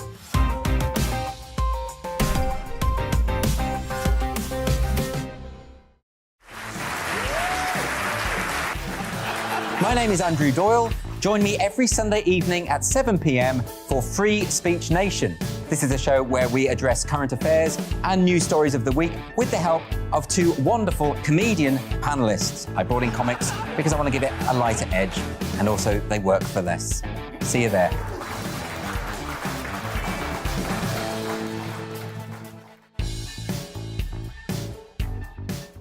Hello, I'm Michelle Dewberry, and you can join me every weekday 6 till 7 on Jubes and Kerr. Me and my panel will get stuck right into the day's events, and I can tell you, in fact, I can warn you, expect some robust debate, some strong opinions and perspectives from both sides of the fence. It's about you at home as well. I love to read out all of your comments, or at least as many as I can. So join me, Michelle Dewberry, Monday to Friday, 6 till 7 on Jubes and Kerr. I'm Mark White. As GB News Home and Security Editor, I cover those key issues that are so important to you. Our authorities, our communities doing all they can to combat violent crime. With the public services under unbearable strain, why are we still failing to control our borders? Defence, the first priority of any government, has been continually hollowed out. Can we trust our politicians to protect the armed forces? Join me, Mark White, on GB News.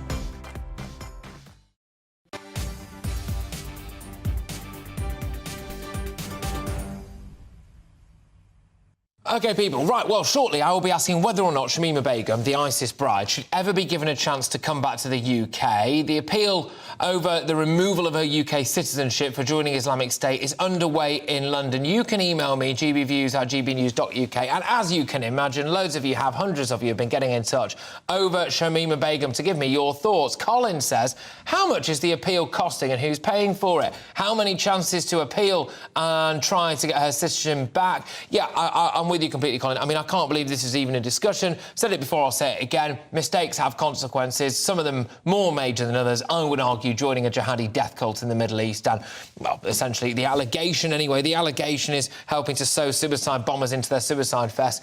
I think that's quite a biggie, and I would not have you back here. And the counter-argument is that she was groomed. She was 15 years old. If you're telling me that she's so thick that she can't choose from right and wrong at that age and go over there and join a death cult, well, frankly, do we want her back in the country anyway? John says, I don't want to see a situation where she's allowed back in the country and then something awful happens to UK citizens who haven't ever run off to join a terrorist group. Yeah, I mean, if she's that's the other one.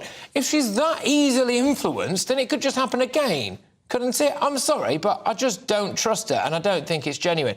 Although she was only, this is from Steve, although she was only 15 years old when she went to work for ISIS, you made it sound like she got a job in Tesco's. Anyway, she must have been aware what ISIS were doing. Let's be honest, they were never shy to publish videos of their sick behaviour. So in my opinion, she knew what she was getting into, and now she must pay the price. Yeah, 100%.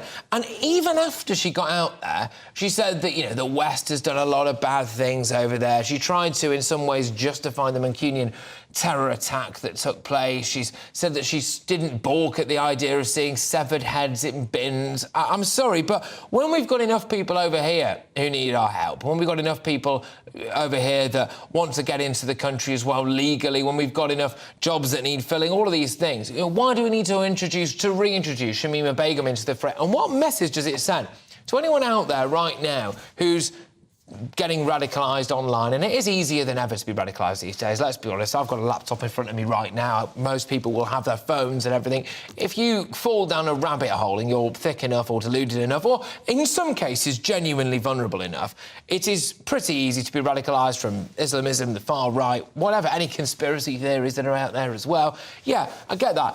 What kind of message does it send to people, though, who want to go and join a terror group and, go to the Middle East and let off bombs and shoot people, and frankly, shoot people and kill people who are British as well and British values? Well, what message does it send to them if they can just wander straight back in and probably have to live in a council house and on benefits for the rest of their life? And the NHS, can you imagine being in dire need of a council house and Shamima Begum takes it off you? Or needing healthcare on the NHS and Shamima Begum gets it instead? Or, school places and all of this stuff. Absolute shocker. Now, I'm sorry, Britain is already soft enough. We do not need to reintroduce Begum. But we'll have more to do with that. gbviews@gbnews.uk. On another topic that I'm sure is going to get a lot of you going after the Shamima Begum stuff is our relationship with the European Union. Are we going to end up rejoining through the back door? Will Rishi Sunak really go for a Swiss-style deal? How do you feel about Brexit in general now? There's lots of talk about people regretting what they've got. I would argue it wasn't a proper Brexit, of course, that we've ended up having to deal with. If you could vote again, which way would you vote? gbviews@gbnews.uk. But before all of that, it's your latest headlines.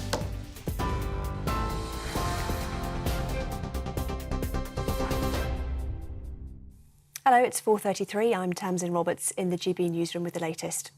England have won their opening World Cup match against Iran as eyes turn towards Wales for their match against the US later this evening.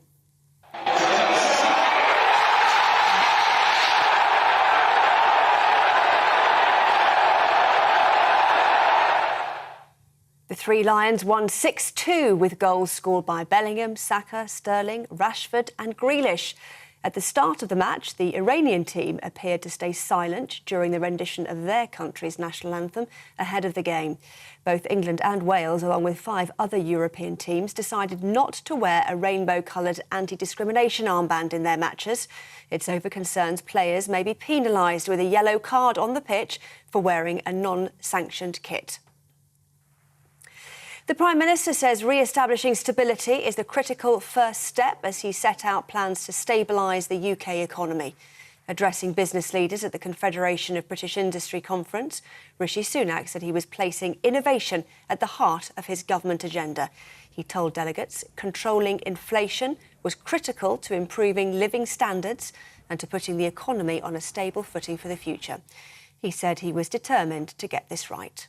We're going to get on with delivering the things that are important to you. We're going to make sure that the NHS is well funded and we get the care that we all need. We're going to make sure that our schools, the one we're standing in today, get the funding they need to provide an amazing education for our young people. We're going to make sure that our streets are safe and we're cutting crime, that we've got security of our borders, which is really important to me with some of the challenges we're seeing with illegal migration, and that we're spreading opportunity around this country so that people can feel optimistic about the future.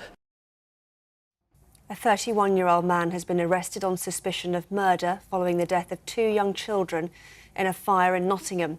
Emergency services were called to a flat in Fairlisle Close in Clifton in the early hours of yesterday morning. The children, aged 1 and 3, were treated at the scene for smoke inhalation but died later in hospital. A woman in her 30s remains in a critical condition. TV, online and DAB+ radio, this is GB News.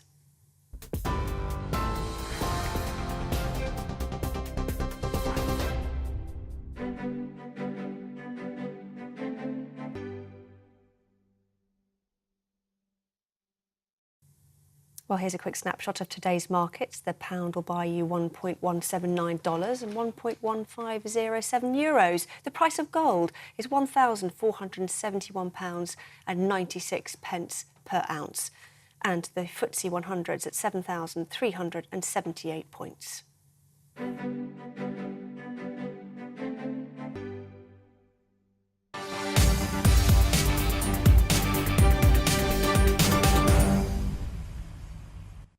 I suspect we were all hoping that we'd just put this Brexit debate to bed, hadn't we? We had a massive referendum, then people couldn't accept the result of that, then it kicked off for years, then we got something that looked a little bit like a deal. Boris Johnson put a tie on that had fish on it, in a way to symbolise the fact that we'd regained control of our waters. Of course, now, well, we're not quite back where we started, but there's serious talk that Rishi Sunak is potentially going to sell us out. He's denying all of this, but let's get stuck into the detail of this now, OK? So he's saying that the UK will not realign with European Union laws, on his watch at least, as the government seeks to sink speculation that it's weighing up the possibility of a Swiss-style deal with the European Union. So let's just run you through a little bit about what the Swiss model would involve. It's got loads of holes in it. No, it won't make that joke. Anyway, access to the EU's single market, more liberal EU migration. Although full free movement would not be on the table, it would also involve us paying Brussels, so paying back into the EU budget, and potentially having to swallow EU laws that we disagree with, a bit like Switzerland has done. So to be honest with you, people bang on about the fact that the Swiss deal, it would be a great thing. It's actually a remarkably complicated thing that, frankly, seems to be always back and forth in the courts. But there we are. This morning, Immigration Minister Robert Jenrick said there is no question whatsoever of the UK reopening the deal with the European Union. However, there's serious concerns about this current version of the Conservative Party. Because if you look at what's just happened in the last few weeks alone, well, we have got massively high taxes for pretty much everyone. 55% of the British public are supposedly going to be worse off. I suspect it's going to be more than that, especially when you factor in the cost of living crisis. So they're now a party of high tax. They seem obsessed with a big green agenda that, in addition to everything else, is also going to make us poorer. That's not very conservative, if you ask me on that one at all. They're not getting to grips with illegal immigration. And, as we heard as well, they are desperate to increase the number of legal immigrants because that's their only way that they can come up with going for growth. So, not very Tory there. Well, the next step would be to essentially allow us to rejoin the European Union by the back door, wouldn't it? So I think anyone is well within their rights to be sceptical as to whether or not, when Rishi Sunak says that he's got no intentions of reintroducing some kind of EU deal or, indeed, as accepting EU laws, well, there you go. I think we've got a right to be concerned that he might actually do that. Joining me now is Director of Orthodox Conservatives. It's Joseph Robertson. Joseph, thank you very, very much. If there's anything resembling a closer relationship with the European Union, in a legal sense anyway, than what we've already got, the Tories are going to get an absolute kicking, are they not? They are, and much to the chagrin of any true hardline Brexiteers, we've just seen the appointment to number 10 as a special advisor of Will Dry, who is the Remain campaigner for Our Future, Our Choice. So clearly things are afoot in number 10 to start making headlines in the direction that at least the Chancellor seems to want things to go. I doubt the PM will be far behind as he seems to be cozying up with the globalist agenda once more, as he spreads fear into our hearts by beginning to backtrack in a way we haven't seen for quite some time. And yeah, I think this is possibly the beginning of his true colours being revealed. I actually, well, depressingly, I can believe this is happening, but I wish I couldn't believe that it was happening, because we are seriously, potentially at risk now of having a Chancellor who is so incapable of thinking outside the box that his only solution to growth in Britain, it would appear, is to import more people so that we can essentially, I don't want to say fudge the numbers on a spreadsheet, but it's not too far off that, taxing people at the expense, I would argue, of British culture and British society in general. So that seems to be his only solution there. High tax, cuts to public services. We can't possibly go for growth in any other way, shape or form. He's an avid Remainer. He's a big globalist. Rishi Sunak, another big globalist. Used to work for a bank. We all know which way he would rather go in that direction. Are we actually seriously witnessing a political class who might think that we're so thick that we can't see that they're dragging us back into the EU? Yeah, I think so. And more to the point, do they really care about us? Do they really care about the people? You just have to look at the budget. There was a piece of alternative research that came out on the day of the budget called alternativebudget.uk, which I would recommend people read. They found 276 billion in potential, free money in the economy if we would just do away with commitments to net zero and the ban on internal combustion engines by 2030. So we're being forced to hike taxes up for 50 billion, supposedly, to fill a far smaller gap, and the PM won't do anything about that. Are we going to be betrayed on Brexit? Well, I think that's just a matter of course, isn't it? When you don't care about people's bottom line, you definitely don't care about their politics. And I think perhaps the next test for the government will be on the 30th of November when we see the pan-unionist challenge against the Northern Ireland Protocol and see what kind of response the government come out to with that, whether they're going to support the people of Northern Ireland or whether they're going to misstep again.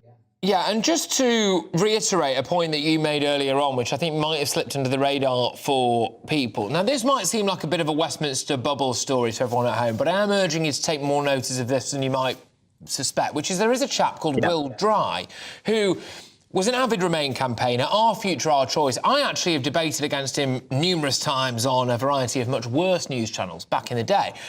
And he completely wanted to rejoin the European Union, obviously never wanted us to leave in the first place, is an absolutely 100% dyed-in-the-wool Europhile. And he has just joined number 10 as a special advisor.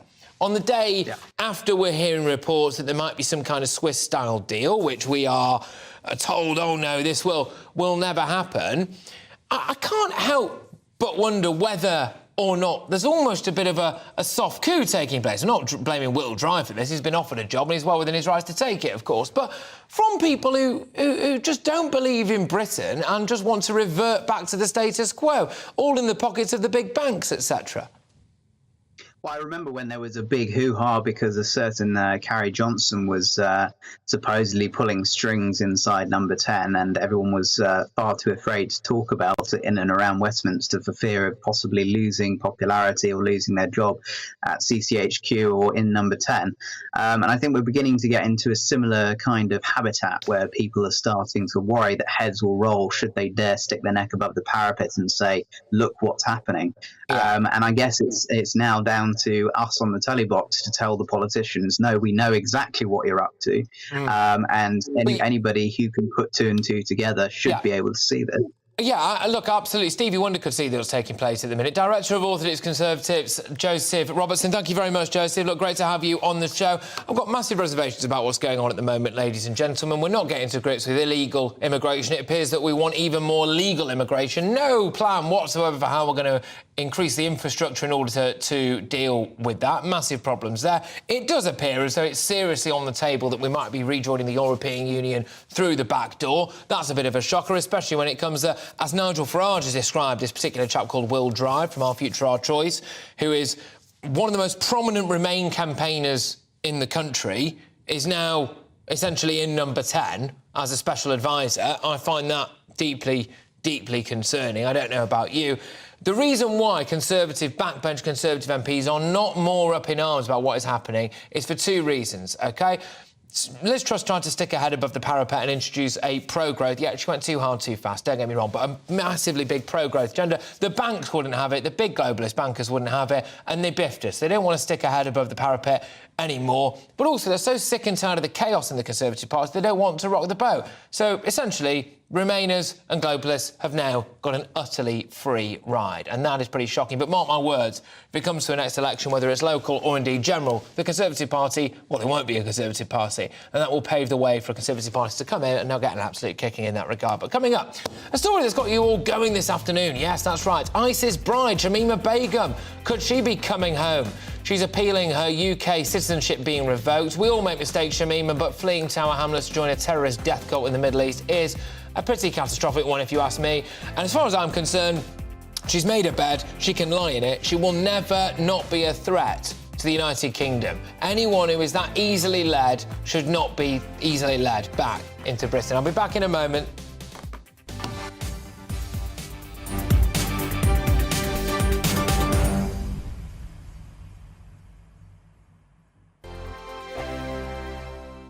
We are GB News, and we'd like to say thank you to each and every one of you for bringing us your conversations, for helping our great nation find its voice. We are here for you on radio, television, and online, across England, Scotland, Wales, and Northern Ireland. It's not the BBC, you actually get your facts right. We are proud to be GB News, the People's Channel, Britain's news channel. Every Friday and Sunday night from 9, it's Mark Dolan Tonight. We're on the same page again. There's something weird happening. Let Ian finish. Don't be such a cranky. That mini budget was the tip of the iceberg. And on Saturday, my show just got bigger. From 8, it's Mark Dolan's Saturday Night In. You can't govern a country if you can't speak. Stop talking. My God, we reached the end. I've never been early in my life. Only on GB News, the People's Channel. Hello there, it's Eamon Holmes here from Breakfast on GB News. We're not just on your television and your screens, We're on DAB plus digital radio, so you can listen to your favourite shows on the move. If you've not yet listened to GB News Radio, it's very simple. We're on your radio player and TuneIn apps, on your smart speaker, phone or tablet, or online at gbnews.uk. Take us with you wherever you go. GB News Radio. You never have to miss a moment of the People's Channel. Monday to Thursday, 9 p.m. till 11 p.m. Join me, Dan Wootton. I'll bring you the sharpest takes and hottest debates. And it's about standards and public life. No, I'll tell you what's hypocrisy, Narendra. I guarantee you there'll be no spin. We believe in the UK. No bias, no censorship. It just doesn't make sense to me. He wasn't doing his job as Chancellor. And no reason to go to bed. So I guess they've always been quite woke. That's Dan Wootton Tonight on TV, radio and online. Monday to Thursday from 9 p.m. till 11 p.m. on GB News.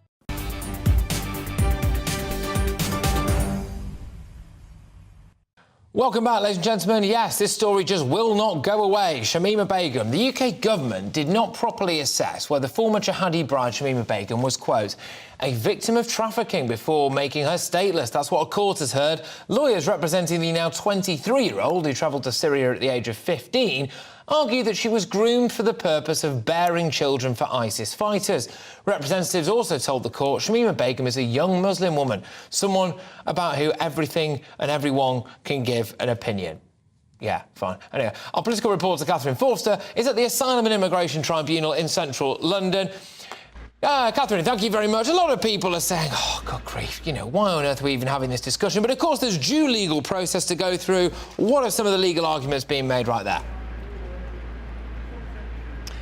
Yes, this is yet another attempt by Shamima Begum's lawyers to get her back in the UK. She is, of course, still in a camp in northern Syria, despite their best efforts to get her back since she was found heavily pregnant there in 2019 when the caliphate collapsed. Now, her lawyers are saying that she is indeed a victim of child trafficking, that the Home Office, that the security services should not have allowed her to go, that a girl from her school had gone 2 months before the three of them went, and that why had that not been pursued, why had they not followed that up. They are using words like brainwashing, describing ISIS as a cult. The government, very, very robust in their defence, both from the Home Office and somebody from MI5, who of course was giving evidence from behind a curtain to protect his identity. They are very firmly saying that she was, is and will remain a threat to national security, and for that reason must not be allowed back into the United Kingdom. Now, the MI5 chap used a phrase, said that he didn't think it was credible that she didn't know what ISIS were about, that she was a smart, articulate 15-year-old girl predicted to get A's and A stars, that at the time what ISIS were doing, beheading people very publicly, it was all over the media, that she was responsible for her actions, that she went voluntarily. Her lawyers are trying to make out that she went, that she was brainwashed, that she was trafficked, that she was groomed. Whether this will work or not, who knows, but obviously costing the Home Office a lot of money, and presumably her lawyers are being paid quite a lot of money as well, I imagine. Yeah, Catherine, thank you very much. Catherine Forster there reporting to us from outside the court where this hearing is taking place. So, should Shamima Begum be given the opportunity to come back to the UK? I'm discussing this now with human rights lawyer Shoaib Khan and the political commentator Emma Webb, who actually debated one of Begum's lawyers back in 2018. Good stuff. Shoaib, I will start with you. You're on national television. Extend the opportunity for Shamima Begum to come and live with you. I don't know why I should do that when it's the government's responsibility, and I don't see why I should be doing that. But the main thing is, I mean... Well, she'll have to live somewhere. Well, just out of interest, just before... it's important to contextualise this discussion, I think. Would you personally be happy for Shamima Begum to live with you? No, I wouldn't be, even though, I mean, I don't think we've seen any evidence that she's actually committed any crimes. But I probably wouldn't be happy for anyone suspected of a serious crime to come and live with me. But that's just a thing. Just because, if I say, we need to bring people back from Guantanamo Bay, or we need to not torture people, doesn't mean I want them living with me. Yeah, I mean, that's quite... But you'd be all right with them... But you would be all right with putting the legal case forward to bring her back to the country so she has to live next door to someone else? Well, yes, under the eyes of the government, I needs to be very carefully monitored and supervised, just as we do with any other serious criminals. Like I said, I mean, one thing is no crime has been proved as yet, but even if and when it does, just like we do, I mean, obviously murderers, rapists, everyone does eventually get released. It's not as if we lock people up for life. But the thing is, I mean, what's happened to her? I think it's barbaric. I think it's medieval. We just shouldn't be exiling people anymore. We can't just say, she was a British person born in the UK. Once she does something horrifically bad, we can't just say, oh, you're no longer British, you're Bangladeshi. She's got nothing to do with Bangladesh. How is she Bangladeshi? She didn't want to be British, though, did she? She didn't want to be British. My understanding is that she got rid of her passport initially when she went over there, and she wanted to join a jihadi death cult. Emma Webb, I'll bring you into the fray now. How do you feel about the idea that Shamima Begum might be patrolling the streets of Britain? I think, unfortunately, it's more likely that she'll come home than the football will. And I think that that would be terrible for national security. What we're seeing now playing out in the courts is due process. I think that the government have far more information at their disposal than we do when it comes to the sort of security risk that she poses. We've seen the tip of the iceberg in terms of some of the accusations that witnesses have levelled against her, which are quite horrific, by the way. And I think the point is that the age of criminal responsibility in this country is 10. As your reporter said there, she was an articulate 15-year-old girl, very much above the age of criminal responsibility. At the time when she chose to travel, that was just the year after a series of people had been very publicly beheaded. James Foley, Alan Henning. These things were all across the media at the time. And we were already aware of the genocide that was being committed against Shia Muslims, against Yazidis, and against Christians in Iraq and Syria. So she knew what she was going to do. And her story has changed multiple times while this has been reported on. At first, she said that she'd actually enjoyed her time there. And it's very clear that she only bailed out of Islamic State when the state started to fail. So I don't see any reason why we can trust her and put the British public at risk. It's 100% true, Emma. It's 100% true. If Islamic State had managed to run roughshod across the Middle East and was actually some kind of, well, in power or whatever you want, I was going to say some kind of political force, whatever they are, she'd absolutely still be out there. And Shoaib, can I just throw it back over to you now, human rights lawyer Shoaib Khan? You, as far as I could tell anyway, in a way of justifying one of the reasons why we should bring Shamima Begum back over here, allow her to come back over here, is, well, we could monitor her at the taxpayer's expense, as you just said, like we do with other criminals, like rapists and murderers. And I think therein lies the issue, Shoaib. Why on earth would we want to introduce somebody else at the taxpayer's expense back here so that people like yourself can just make a legal point and presumably a shed load of cash as well? I don't know, Emilia, why should we? Because she's British. She was born here. She was brought up here. We made her what she is. She went to a British school. We didn't make her what she is. She was either radicalised online by people abroad or we made her what she is. And she was radicalised online by people abroad, is what the case says. So, sorry, it's not our problem. Bish, bash, bosh, see you in a bit. No, it is our problem. I mean, it's definitely not Bangladesh's problem. What are we saying? Because even the government's Home Office case isn't she should die in Syria. It's she should go to Bangladesh because that's where her parents came from 30 years ago. I think that's ridiculous and unfair. That just makes no... She's never been to Bangladesh. She's not a Bangladeshi national. So she isn't... And Bangladesh has clearly said, we won't take her back. She's never been here. We have nothing to do with her. So, I mean, anytime someone becomes an Olympic athlete or a world champion, whether they're brought here a refugee, they're British, and someone who behaves horrifically, how is she Bangladeshi in any way? I don't care what she is. I don't care what she is, but she's not British, as far as I'm concerned at the moment. We've had her citizenship revoked, and she's made her bed. She can lie. I mean, can I just, before I throw it to Emma Webb, you've already said, Shoaib, you wouldn't want her living with you or next door to you. Presumably that's because you still believe that she's a threat in some way, shape or form. But you also said that you would be happy to make the legal case for her to come and live near somebody else. I mean, realistically, that's a pretty awful situation for yourself. Do you sleep well at night knowing the idea that you would want Shamima Begum back in the UK to be a threat to someone else? Does that make you feel good? I don't know what any of that means. I mean, what's it got to do with living with me? I don't know. I mean, do you seriously think that's a... Well, because human rights lawyers at the moment are trying to get her back in the United Kingdom, OK? That would mean that she would have to live next door to somebody else or be a part of society. You're not happy with her to live with you, which means that, realistically, you really, if you deep down, you don't really believe she should be back in the UK, do you?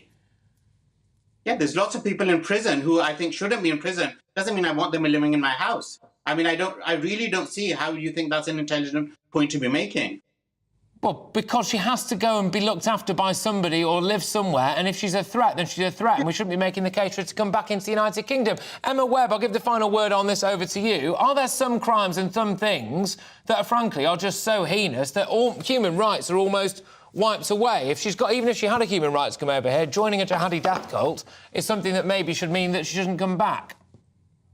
Well, we're legally allowed to strip her of her citizenship. We did the same thing with Jack Letts, a jihadi Jack, who was a dual Canadian-British citizen. For national security reasons, we are legally allowed to strip people of their citizenship. I think that she's being treated differently because she's a woman, because she says that she was just a housewife. But fundamentally, she chose to betray this country to go and take part in a state-building exercise that created a project that committed genocide, that killed people on British soil in the Manchester Arena attack, children, I might add. So I think we're actually forgetting who the real victims are. The victims are the Yazidis who were trafficked by the organisation that she knowingly went to join. And so the fundamental issue here is that if she could be brought back and tried here and see justice here, that would be one thing. But the chances of that happening are slim to none. And the reason is, as we've seen, that jihadis who return to this country tend not to be prosecuted. It's very hard to get the evidence to do so. And so for national security reasons, there are very good arguments for why we should keep her out and not allow her to come back here. Why should we? Yeah, OK, look, both of you, thank you very, very much. Great to have that discussion. Human rights lawyer Shoaib Khan and political commentator Emma Webb. Just in terms of the relevance about this, when they go, well, why... Well, what's the relevance of saying that, oh, well, I wouldn't be happy to have this person live in my house, but I think they have the right to come back? It's because she has to go and live somewhere. She has to go and be a problem for somebody else. And I can't help but get my head around the idea that these lawyers are happy to make some political point over human rights, but actually then the taxpayer and everybody else has to deal with it. You are with me, Patrick Christys, on GB News. Coming up, we're a matter of hours away from kick-off as Wales take on the mighty USA. We'll be hoping that their goaltender has a good match and they stick the ball into the end zone of the Welsh team. But can efforts on the pitch stop the controversy surrounding Qatar from overshadowing the competition? More of your thoughts on whether the ISIS bride Shamima Begum should be given a second chance in Britain in a second. And the NHS, it's on its knees. Back in a moment.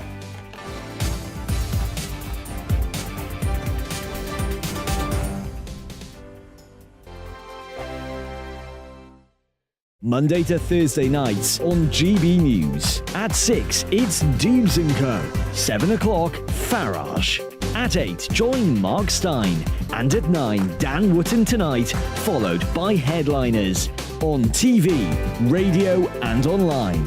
This is GB News. We are GB News, the People's Channel. Why not take us home with you by visiting the GB News shop at gbnews.store. You'll find all the official merchandise, a really good present actually for yourself, your friends or your family. We ship across the UK mainland at no extra cost. GB News, the People's Channel. Hello, I'm Esther McVeigh. And I'm Philip Davis. Whether you're watching or listening on TV, online or on radio, we handpick the latest stories, debates and expert opinions for your weekend. So whether that's politics, news or showbiz, we've got it covered. Join us every Saturday morning at 10 o'clock on GB News. Monday to Thursday on GB News, it's Bev Turner Today from 10 a.m. We're going to be here for you, our GB News family, to keep you up to date, but also make you smile. The guy went from puberty to adultery. And I can't wait to bring a few of my own opinions. I have no time for cultural totalitarianism. We'll engage in passionate, but always polite debate, with your thoughts and opinions at the centre of it all. Monday to Thursday, 10 till 12, on TV, on radio and online. Hi there, it's Stephen and Anne. At breakfast from 6 a.m, you'll always be caught up with everything you need to know, the latest headlines, opinions and debates. We'll bring you the good news and the bad, but most of all, we're here for you. Remember, send in your views and let us know what you would like us to talk about. That's because we're your news channel. And every morning at 6 a.m, it's breakfast on GB News.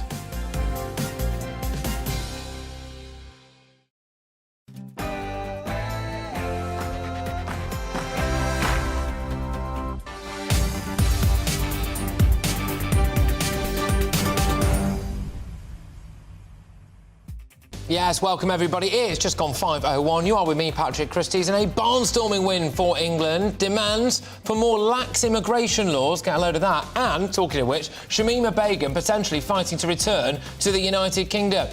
That's all to come in this hour. It's been a good day for English football fans as the national team put Iran to the sword 6-2 in their opening World Cup game. But will there be celebrations for the other UK nations at the tournament? Wales, for example, they're set to face the United States of America, 7 p.m. That's when the kickoff is. That'll be their first World Cup match in 64 years. Hopefully America won't stick it into their goal hole too much. But anyway, there we go. Also this hour, Britain needs a new deal on immigration with more foreign labour to fill shortages. That's according to the Chartered Institute for Business. And they're saying that actually, you know, the only way to solve the current crisis that we're in now, More immigration, that's right, good grief. You couple that with the fact that it's looking as though potentially, just potentially, there are some people in government who want to essentially make us rejoin the European Union on the QT. It's not looking good. Another thing that's not looking particularly good as well is the potential return of Shamima Begum, the ISIS bride. Remember her? She fled the horrors of Tower Hamlets for Raqqa to go and join a jihadi death cult. Well, her UK citizenship was revoked for joining Islamic State, but now she's challenging that decision. Apparently, she was trafficked and she was vulnerable, despite the fact that she was, of course, predicted A's and A stars at GCSE. What do you think of all of this? Do you think Shamima Begum should be allowed back in the UK? If she does come back, where should we put her? Would you be happy with Shamima moving in next door to you? Do you think she's still a threat? I certainly do. GB Views at gbnews.uk, but before that, it's your latest headlines.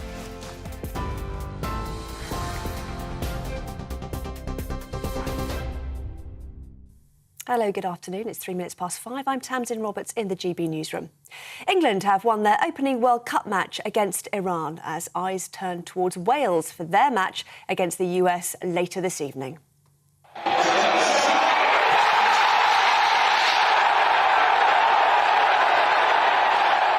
The Three Lions won 6-2 with goals scored by Bellingham, Saka, Sterling, Rashford and Grealish. Both England and Wales, along with 5 other European teams, decided not to wear a rainbow-coloured anti-discrimination armband in their matches. It's over concerns players may be penalised with a yellow card on the pitch for wearing a non-sanctioned kit. Human rights campaigner Peter Tatchell says Qatar and FIFA should be the ones who get the red card, not the players. The issue has become so big precisely because of the missteps by Qatar and FIFA. They are making discrimination, human rights, and so on, they're making it the issue of the World Cup, which it wouldn't have been if they hadn't kicked up a fuss. The Prime Minister says re-establishing stability is the critical first step as he set out plans to stabilise the UK economy. Addressing business leaders at the Confederation of British Industry Conference, Rishi Sunak said he was placing innovation at the heart of his government agenda. He told delegates controlling inflation was critical to improving living standards and to putting the economy on a stable footing. He said he was determined to get this right. We're going to get on with delivering the things that are important to you. We're going to make sure that the NHS is well funded and we get the care that we all need. We're going to make sure that our schools, the one we're standing in today, get the funding they need to provide an amazing education for our young people. We're going to make sure that our streets are safe and we're cutting crime, that we've got security of our borders, which is really important to me with some of the challenges we're seeing with illegal migration, and that we're spreading opportunity around this country so that people can feel optimistic about the future.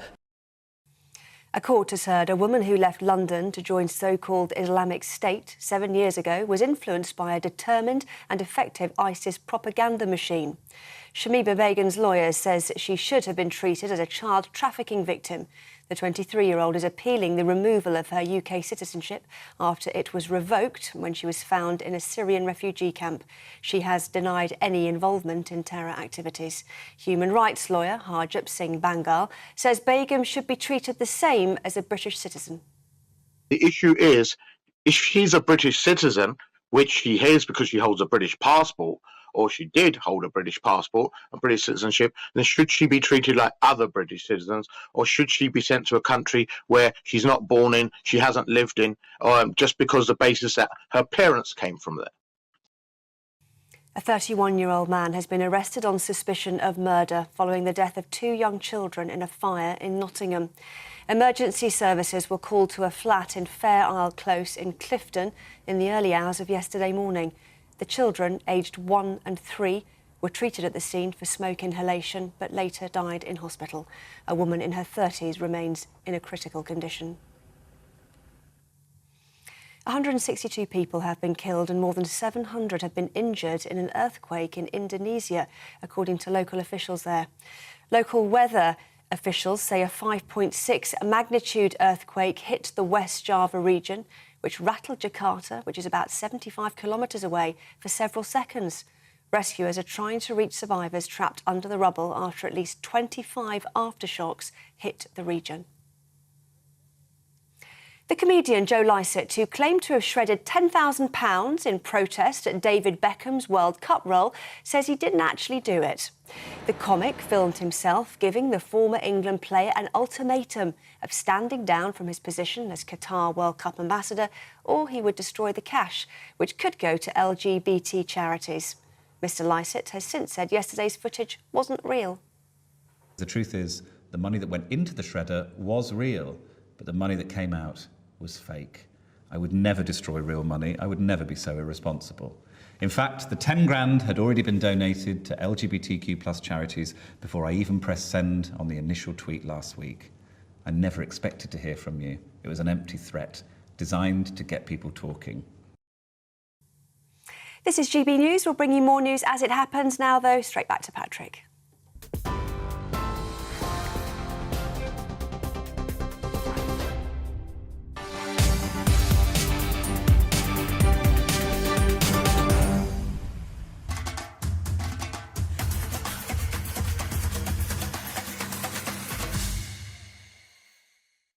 Hey, there we go, it's coming home. All right, not getting too carried away. Iran is basically like a pub team, but we still stuffed them. England won their first game against Iran at the World Cup.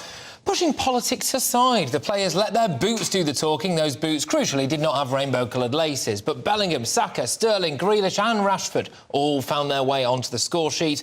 It wasn't without its drama for England, though. Iran managed to put two past Gareth Southgate's men, but ultimately the result was never in doubt, as the Three Lions were already 4-0 up before their opponents managed to score, and the second they did score, we went back up the other end and nabbed another one back. So there we go. But will it actually be coming home this year? And Wales as well. We're going to be talking about Wales because in just under, 2 hours' time, I believe. Yeah, just under 2 hours' time now. Wales kick off against the United States of America. It's their first World Cup match for 64 years. Come on, Wales. An England-Wales final would be nice, however unrealistic that is. It would still be nice. Let's talk now to our reporter, Paul Hawkins, who's in Qatar for the World Cup. Paul, I see you found a slightly quieter location, is it? Or are there just less people behind you? Anyway, what's going on where you are, Paul? Lots and lots and lots of people. The Super Keith now packed because it's that kind of day, quite frankly, and fans from all across the world. We've actually bumped into Mohammed just now, who's a big England fan. And Mohammed, you were at the England-Iran game. How was it? Great game, great atmosphere. Fans were fantastic. Yeah, did you have any problems getting into the ground? Because some people did with their ticketing apps. Did you? No, it was very smooth. Even if you have the problem, they will let you just in quickly. They will guide you. Everything was smooth. You were just quickly in. Yeah, and the atmosphere inside the ground? Wow, amazing, amazing. The English fan were amazing. Even the Iranian fan were as well great. Yeah, and they were there was some jeering, wasn't there, of the Iranian national anthem by their own fans, weren't they, because of what's happening in Iran? Yeah, I think so, yeah. There was a big cheering there. Yeah. And then the match itself, just talk us through how it went for you. Actually, the first half was amazing. England were the best team, across.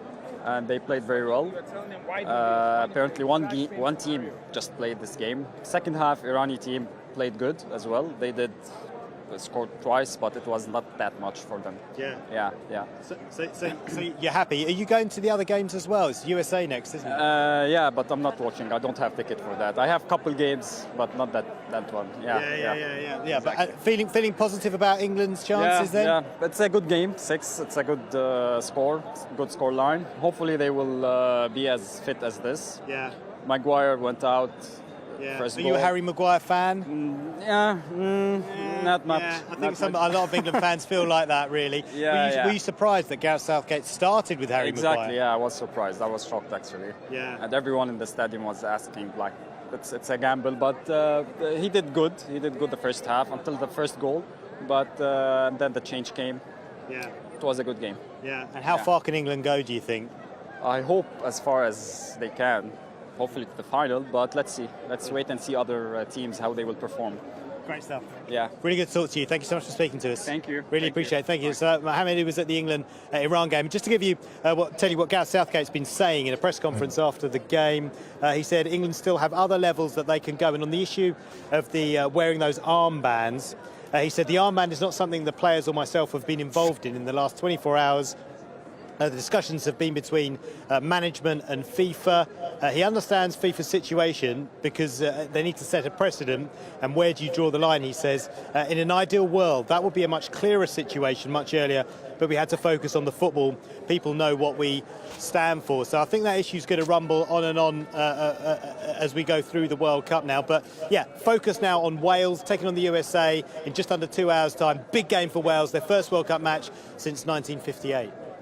Good stuff, Paul. Thank you very much. Paul Hawkins there, live from Qatar. Anyway, away from the pitch, LGBT charities say FIFA has given a platform to hatred after fears there will be sanctions on players wearing anti-discrimination armbands at the tournament. A joint statement from 7 European nations who had signed up to the One Love campaign, which included England and Wales, confirmed that the armbands will no longer be worn due to fear of a yellow card being issued. So that's how strongly they care about gay rights, that if there's a yellow card involved, they stop caring.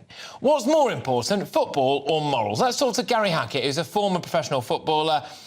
He also coached, get this, Jude Bellingham's father, Mark Bellingham. I can't hear anybody at present. And he knew Jude Bellingham growing up. So there we go. Jude Bellingham, of course, scored for England today. So some would argue that's a relatively tenuous link. I would argue it's the best we could do at short notice. So can you hear me? Are you there? No? OK, we're going to have to come off him, unfortunately. I can't hear anybody. OK, that's all right. Let's get him off, I think, for a second whilst we sort that out, shall we? Yes, OK, all right. Lots of you have been getting in touch with your views. How do you feel about the idea of politics getting in the way of football? I'll just give my views on it really very quickly while we hopefully get that chat back up. I personally don't think that there should be much virtue signalling in sport, especially when it's done by such a pathetic group of people, right? So if you don't really get an issue, why do you do it? We're already taking a knee. I mean, before any football match seems to start at the moment, there has to be a bit of kneeling down, a bit of standing up, a bit of clapping. It's like head, shoulders, knees and toes. Why on earth do we do it? And if you do have morals and conviction, OK, either don't go and take the dollar, so don't go over there and do it, or if you do it, you do decide to wear an armband, at least see it through. All it takes for them to stop actually the visible symbol is the threat of a yellow card. I find that quite shocking. One thing I actually thought was more powerful was the Iranian national team not saying that they were going to not sing the national anthem before and then just doing it. I thought that was quite a good thing. But your views on this, gbviews@gbnews.uk. But something else that I've been asking you to all get in touch with is an issue that I would argue is probably more close to a lot of your hearts than whether or not people wear a rainbow armband at the World Cup. And that's Shamima Begum and her potential, anyway, impending return to the United Kingdom. Loads of you have been getting in touch about all of this. gbviews@gbnews.uk. Audrey says, had this woman's husband, a vile terrorist, lived, she would still be with him. She lost her citizenship by law. The end. Rachel says, no question, she should not come back to the UK, although I bet with our human rights-obsessed woke court she'll be back. Yeah, and look, these are the issues that I am really deeply concerned with, because it sets a massive precedent. If you can, at the age of 15 years old, you are legally, in this country, you're responsible for your actions, legally, OK? So if she was too young to go over there, too young to know what she was doing, well, a lot of those people who make that argument are the same people who say that 16-year-olds should get the votes. They're a few months away from just being able to do that, so that doesn't really stack up for me. So then she goes abroad, which she's renounced the British citizenship. She didn't want to be a British citizen when she went abroad to join a jihadi death cult in the Middle East, where she was perfectly happy. The allegations go anyway to sew suicide bombers into their suicide vests. OK, so seemed perfectly happy to do that, allegedly. She was OK with seeing beheaded heads in bins. She didn't balk at that. She was happy to marry an ISIS fighter and all of this stuff and bear children by him. And let's be honest, if ISIS had been more successful, she'd still be over there. She said that she thought that, oh, OK, the Manchester Arena bombing, well, that was all part and parcel because actually, you know, we do some terrible things abroad as well. I cannot for the life of me understand why on earth we would want to have her back. And these human rights lawyers, I believe in a rule of law, don't get me wrong, and I believe that there should be, you know, a case put up for everyone, and we do have due process. And I am not saying there shouldn't be due process, but I am well within my rights to raise serious questions about some of the human rights lawyers who are choosing to take this case, because you do have a choice. You don't have to take this case. And if there's a legal loophole there, it should be closed, frankly. And I did have a human rights lawyer on not so long ago, and he didn't seem to be able to understand where I was coming from with this. Would you be happy with Shamima Begum coming and living in your spare room, or living next door to your grandparent, or, dare I say it, sitting next to you on the tube, for example? Well, if the answer to those questions is no, if you do believe that she is going to be a threat or could well be a threat to British society when she comes back, then I don't really think that you should be lobbying the legal case to have her back. It will be at the taxpayer's expense as well, won't it? Because who's going to give her a job? Let's be honest with you. Where's she going to live? So the British taxpayer's going to do it, and then they go, all right, OK, well, we'll bring her back, but we'll monitor her all the time. Well, the taxpayer's paying for that as well. I find that really, really squiffy. How do you feel about it? David says, GBViews at GBnews.uk. David says, no, that woman should not be allowed to return to England. She should have had enough brains to know what she was doing at 15 years old, or no, that she was being led on. And I'm inclined to believe it as well. Look, she didn't want to be a British citizen when she decided to join ISIS. She's made her bed, she can lie in it as far as I'm concerned, and the only reason she wants to come back now is because she's not happy with her current life. Well, I'm sorry, Shamima, you made that decision yourself, and I'm sorry, but that is that. You are with me, Patrick Christys, on GB News. Coming up, the UK won't ease barriers to immigration in a bid to encourage foreign workers into the country. This story, in a nutshell, is about whether or not a way to sort out our economy and go for growth is to introduce more foreign labour. However, this has been poo-pooed slightly by Robert Jenrick, who's reportedly clashed with business leaders calling for more liberal laws on overseas workers. Is it time, maybe, that we fill the 1 million job vacancies with British people? Should some Brits work harder and do jobs that they don't particularly want to do? Maybe easy for me to say because I get to sit here every day and do a job I love. But should we be recruiting a foreign workforce? All of that to come. GBViews at GBnews.uk. Keep those emails flooding in, ladies and gentlemen, but first it's your weather. Hello again, I'm Aidan McGivern from the Met Office. It has been another very wet day for many parts of the UK, and it continues that way through the rest of the afternoon into the evening. Blustery showers where there isn't the more persistent wet weather. All in all, it is unsettled. Low pressure, more than one in fact, is in charge of our weather at the moment, and those areas of low pressure have sent a couple of weather fronts in, and those low weather fronts are, as we begin the evening, bringing the persistent rain to Northern Ireland, southern Scotland, northern England, North Wales and the Midlands. The rain finally relents through the evening and overnight. It turns more showery. There'll be some lively showers for the southwest, South Wales and eventually the English Channel coast, along with a gusty wind.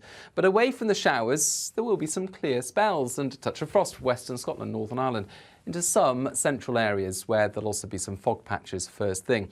In fact, it's a fairly gloomy start to the day for parts of northern England into the Midlands. The rain, though, easing, the cloud breaking up, brighter skies return, although there will be showers and longer spells of rain in the far north of Scotland, eastern Scotland as well.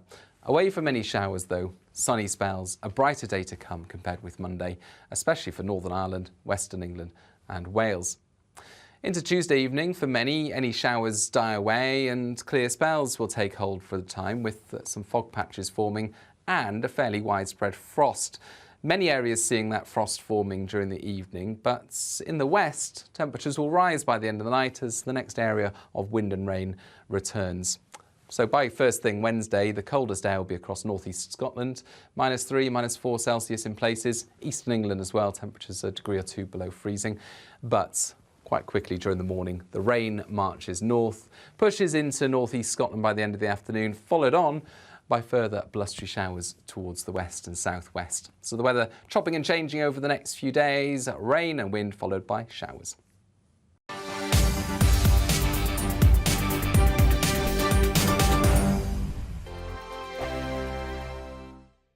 Every morning from 6 o'clock, we'll wake you up with GB News Breakfast with all the stories you didn't know from the night before. So whether it's serious news, entertainment, or your own views from all over our great nation, we're here to kick off your day with a smile. The national media should be reflecting and reporting what's happening here. You will notice the northwestern accents. Whether you're with us on TV, radio, or online, every morning, it's breakfast from 6 a.m. Hope you can join us.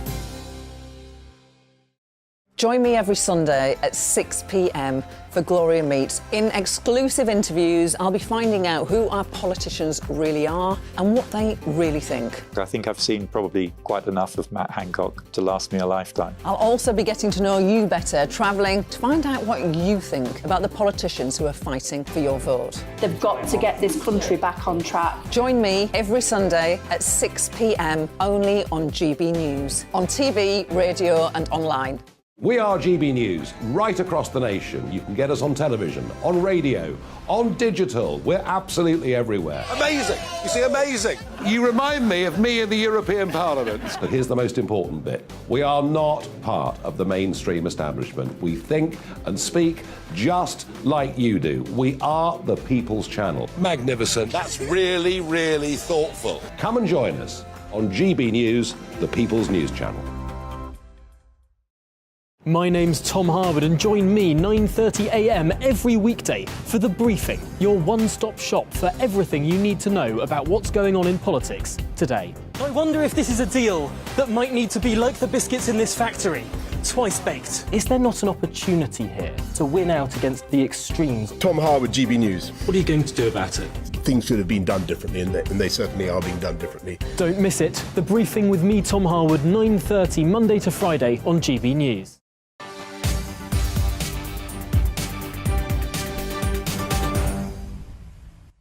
Welcome back, everybody. Now, the UK's biggest business group has called on the government to increase immigration to boost the workforce. CBI boss, Mr Danker, has said a more liberalised stance on immigration is needed to help boost economic growth when public spending is tight. This comes as many firms struggle to recruit staff, apparently, with job vacancies near record levels. However, Immigration Minister Robert Jenrick has disagreed with these comments, arguing that there are still 5 million Britons not economically active. Speaking earlier at the CBI conference in Birmingham, Rishi Sunak said his focus remains on illegal immigration.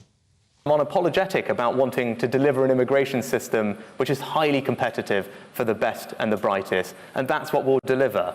But I think the most pressing priority right now is tackling illegal migration, and that's what I'm determined to fix.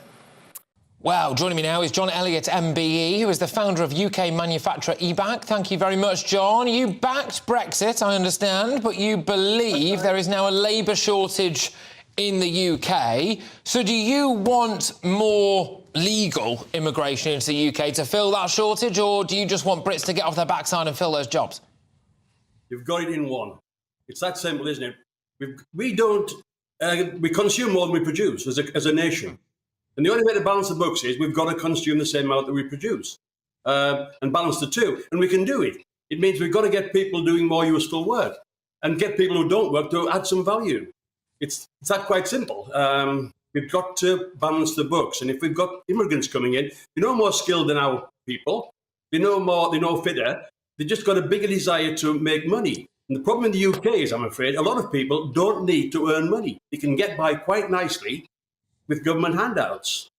So we need, in your view now, we need to incentivise or at least change the attitude of many British people already here, to get them to want to do different jobs or work hard. We've got to make sure they have to. We've got to make sure they don't have to. We've got to stop giving handouts so they don't need to work. Look, we've got lots of vacancies and we've got an economic crisis. Why are those vacancies filled?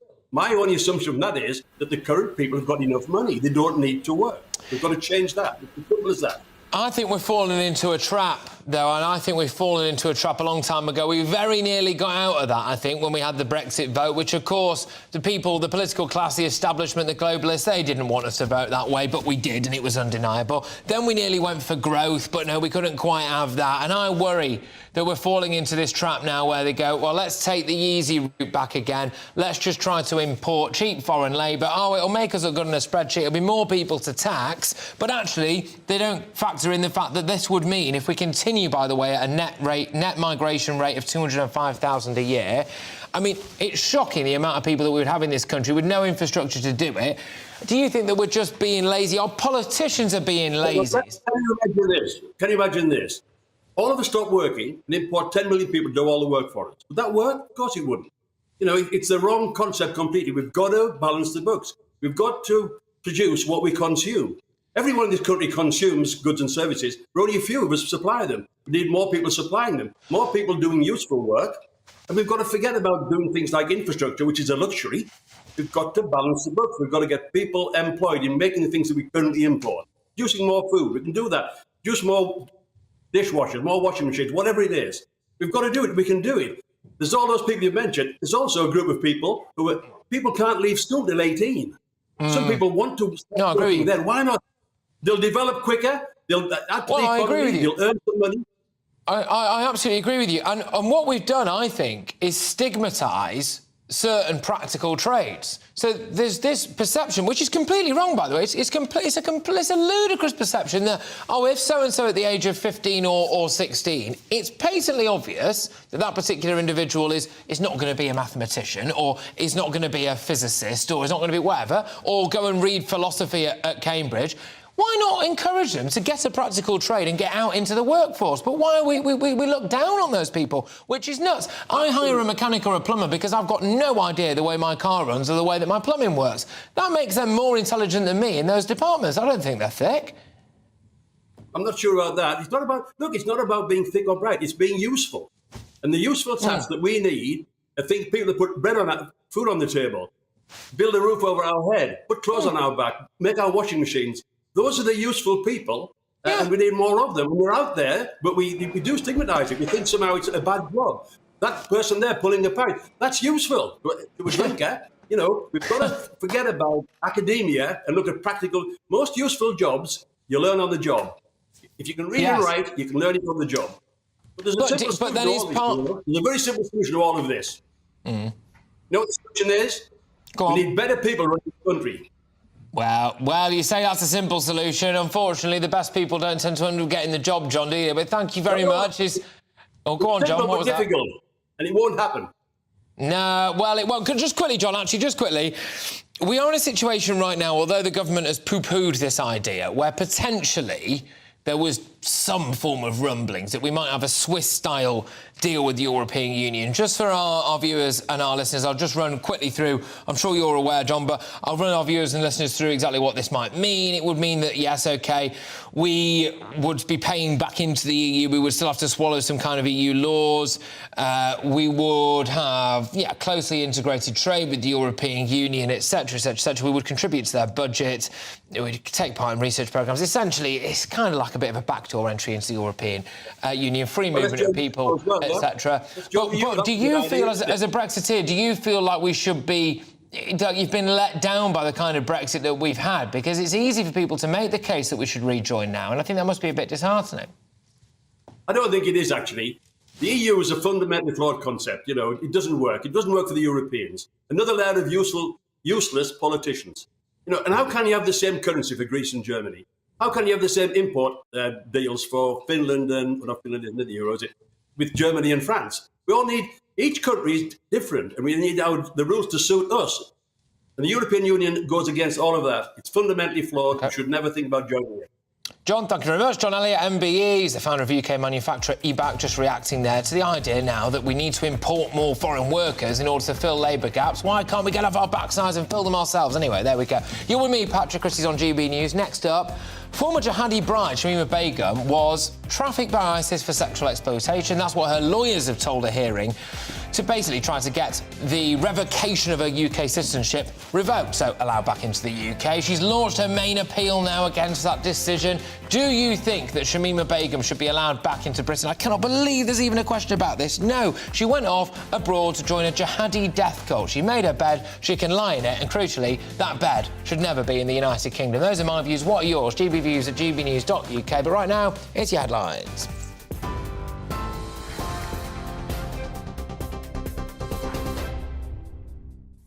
Hello, it's 5:30. I'm Tamsin Roberts in the GB newsroom. England have won their opening World Cup match against Iran as eyes turn towards Wales for their match against the US later this evening.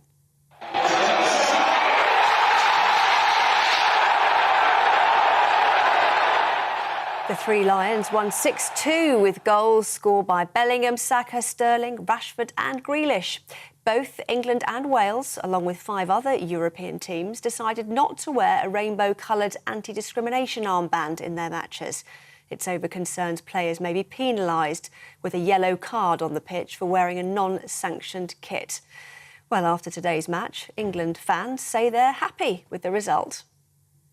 I thought they really pulled it out of the bag. It was a bit of a slow start, but once they got going, they really got going and they just couldn't stop them, really. We were expecting all that negativity, flat back five, but no. Goals, football, intensity and, strangely enough, a comfortable win. If we'd have carried on, it could have been 8 or 9, but we'll settle for that. Fantastic performance. Can't really criticise anyone. Just thought everyone was pretty faultless. The Prime Minister's establishing stability is the critical first step as he set out plans to stabilise the UK economy. Addressing business leaders at the Confederation of British Industry Conference, Rishi Sunak said he was placing innovation at the heart of his government agenda.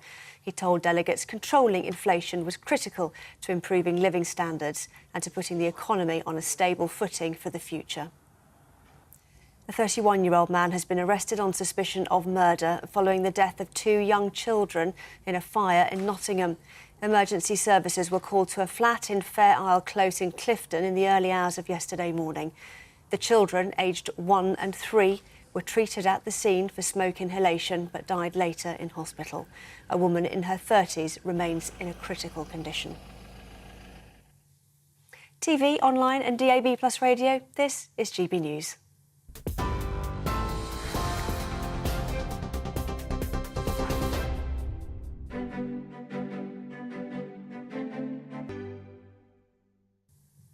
Here's a quick snapshot of today's markets. The pound will buy you $1.1783 and €1.1523. And the price of gold is £1,472.99 per ounce. And the FTSE 100 closed at 7,376 points.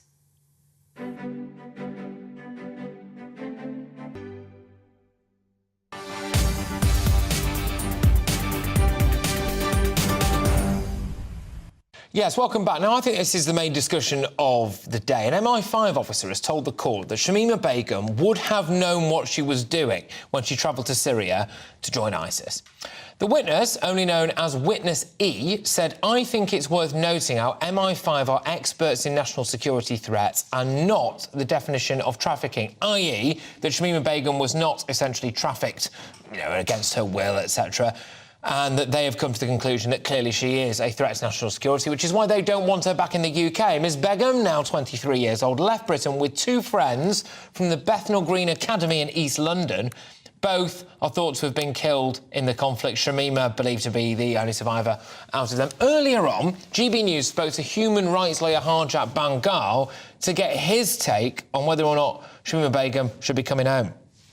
She was a child, and although we know she's been assisted, we never knew she was assisted by government spies or government agents. Everyone assumed she was assisted by terrorists.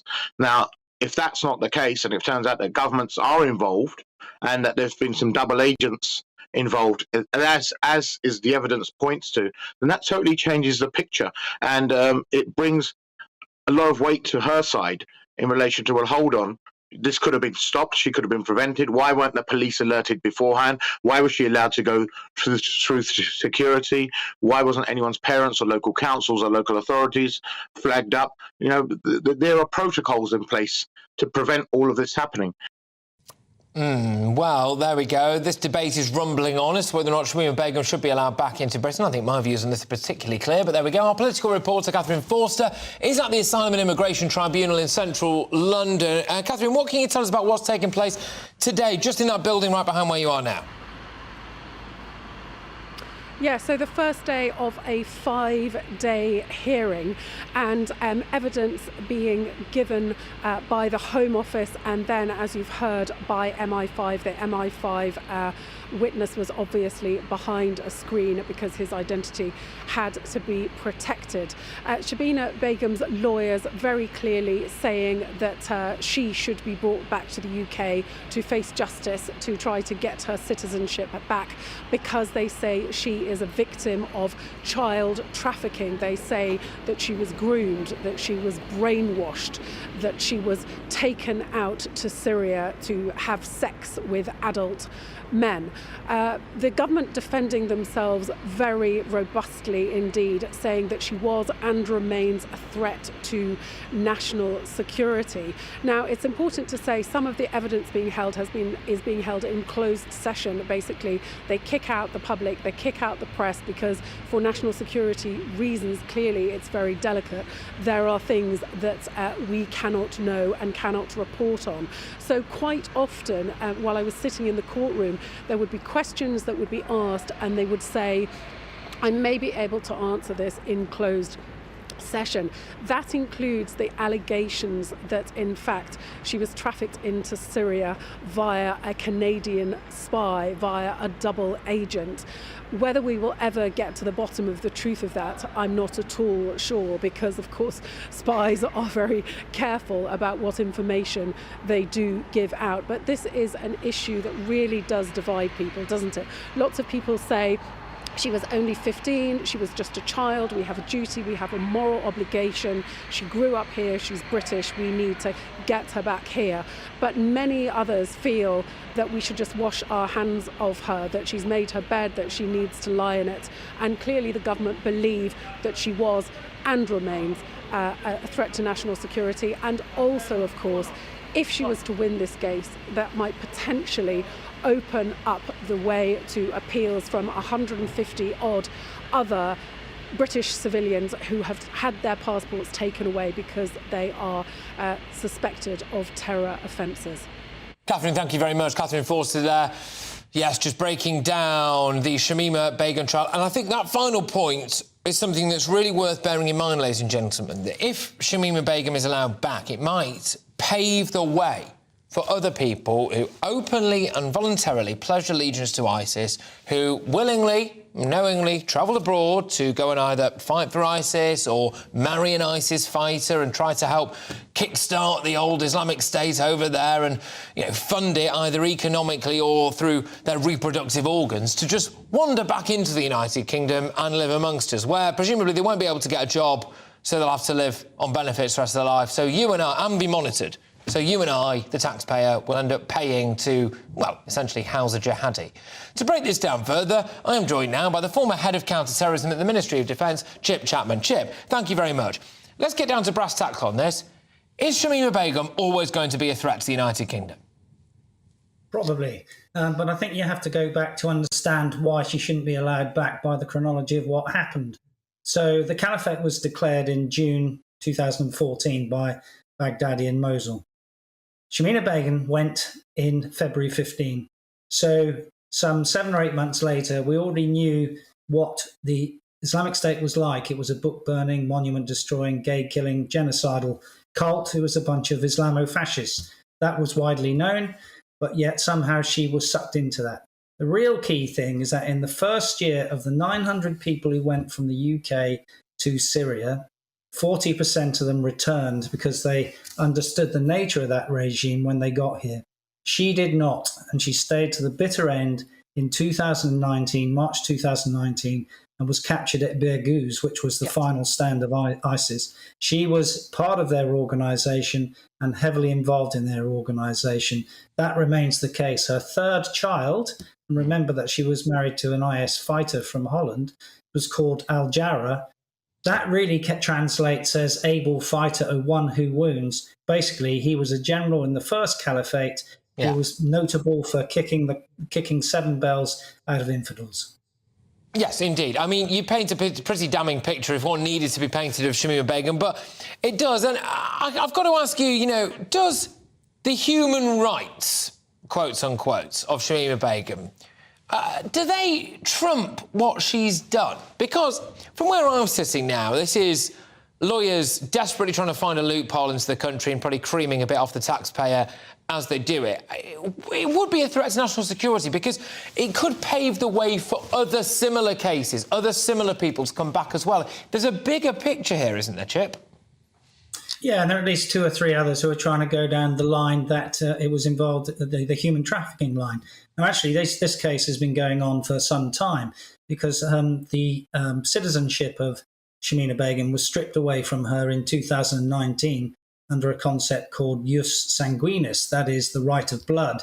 You can't make someone stateless, but the Home Office got around that because of her Bangladeshi heritage. So it was not illegal to strip her British citizenship from her.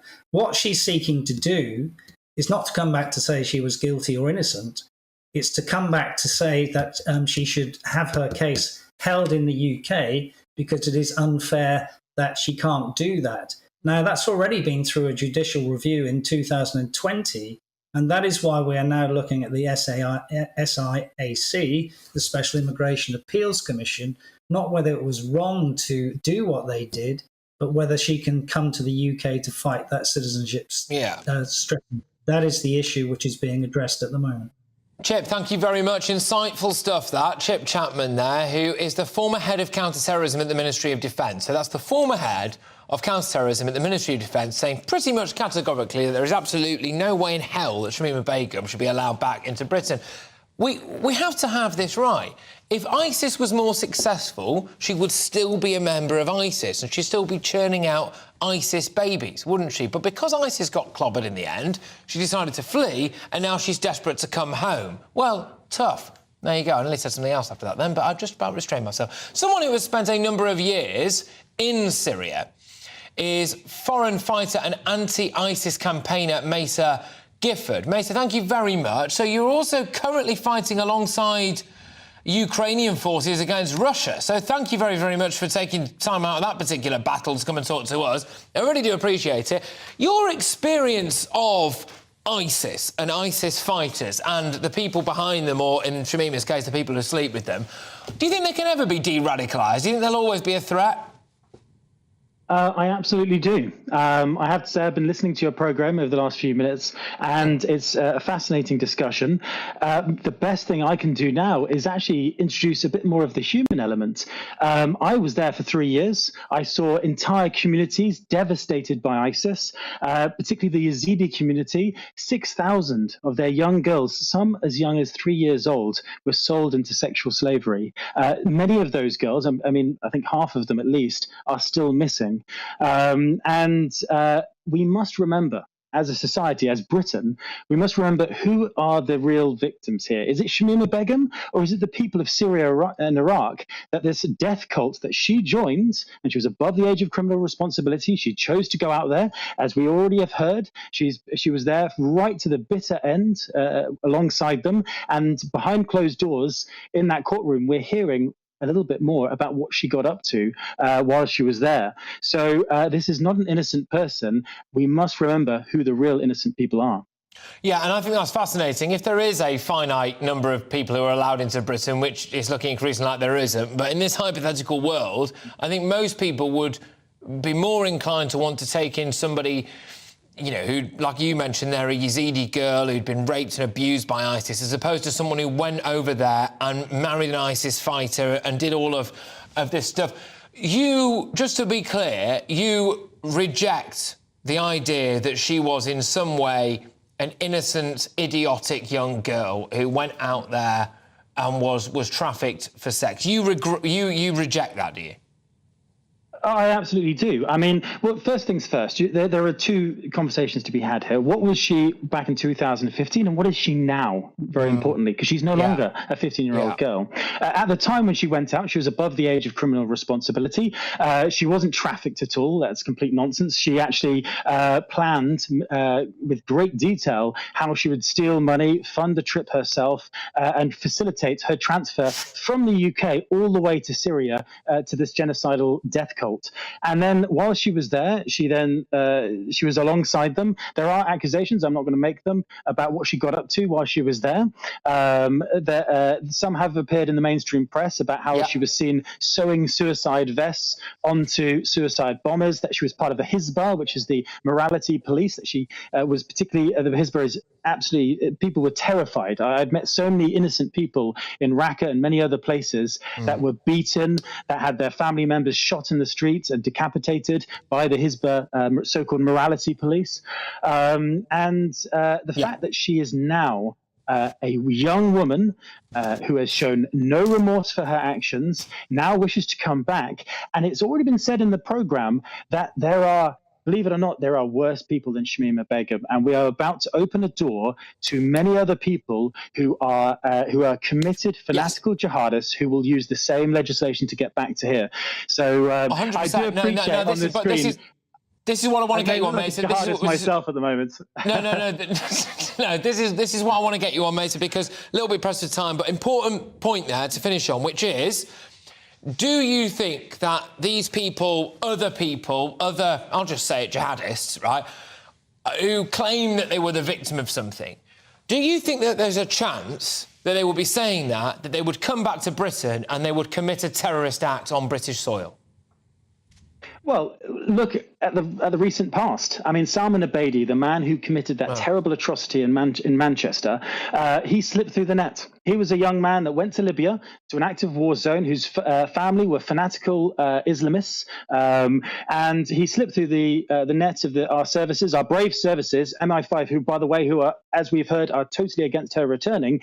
He slipped through the net, and many young girls and boys were killed in the Manchester arena. So that is the stake. We must put our families, our children who are going on the underground, who are going to concerts, we need to put them first before Shamima Begum. Absolutely, 100%. I couldn't agree more, Mesa. And it's a really sticky wicket in some senses, because the rule of law and, equality before the law and all of this thing, these are principles that literally people fight for. And I tell you that you're currently fighting against Russia and Ukraine. But then at the same time, I don't really feel that comfortable with some human rights lawyers knowingly trying to get someone back into the country or other people back into the country who unequivocally at least pose more of a risk of being a threat than you or I. It's a very difficult one for the British public to get their heads around this, and myself included. Because it's... Go on, very quickly. I'm sorry to interrupt. There's an entire industry of ambulance chasing jihadist apologizers who are making a great deal of money from this, and it's just an industry. It's just I agree with you completely. I agree with you completely. Mesa, thank you very much. And I did say it before. They should have Shamima Begum go and live with them if they're desperate for her to come back in the country, because I think it'd stop after that. Mesa, thank you very much. Mesa Gifford there, who is currently fighting alongside Ukraine against Russia, but also for a number of years was out there against ISIS as well. So a lot of relevance when it comes to the Shamima Begum case. It's kicked off in the inbox. Shock horror. GBViews at GBNews.uk. Get your views coming in about whether or not Shamima Begum should come back to the UK. But we are going to finish with something a bit lighter, because coming up, we'll look ahead, because Wales go up against the United States. That kicks off at 7 p.m, so not long now. It's their first game at a World Cup, I think I'm right in saying, for 64 years. Anyway, come on the Welsh. I'm going to be an honorary Welshman, because hopefully we can have them beating America. America, of course, will be hoping that their goaltender has a good game and that their defence stops the ball going in their goal hole and they score a touchdown. Anyway, that's coming up after a moment.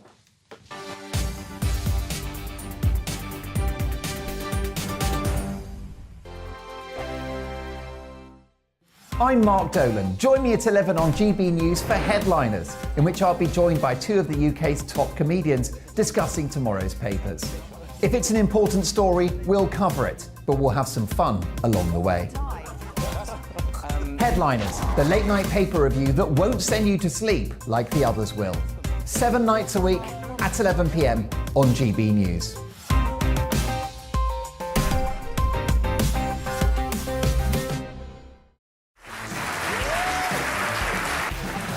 My name is Andrew Doyle. Join me every Sunday evening at 7 p.m. for Free Speech Nation. This is a show where we address current affairs and news stories of the week with the help of two wonderful comedian panellists. I brought in comics because I want to give it a lighter edge, and also they work for less. See you there.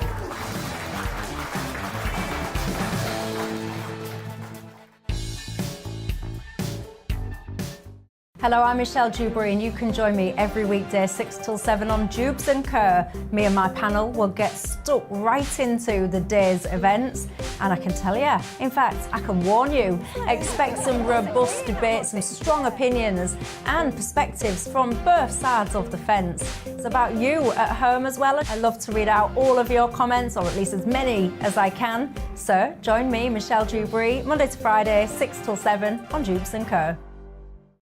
I'm Mark White. As GB News Home and Security Editor, I cover those key issues that are so important to you. Our authorities, our communities doing all they can to combat violent crime. With the public services under unbearable strain, why are we still failing to control our borders? Defence, the first priority of any government, has been continually hollowed out. Can we trust our politicians to protect the armed forces? Join me, Mark White, on GB News.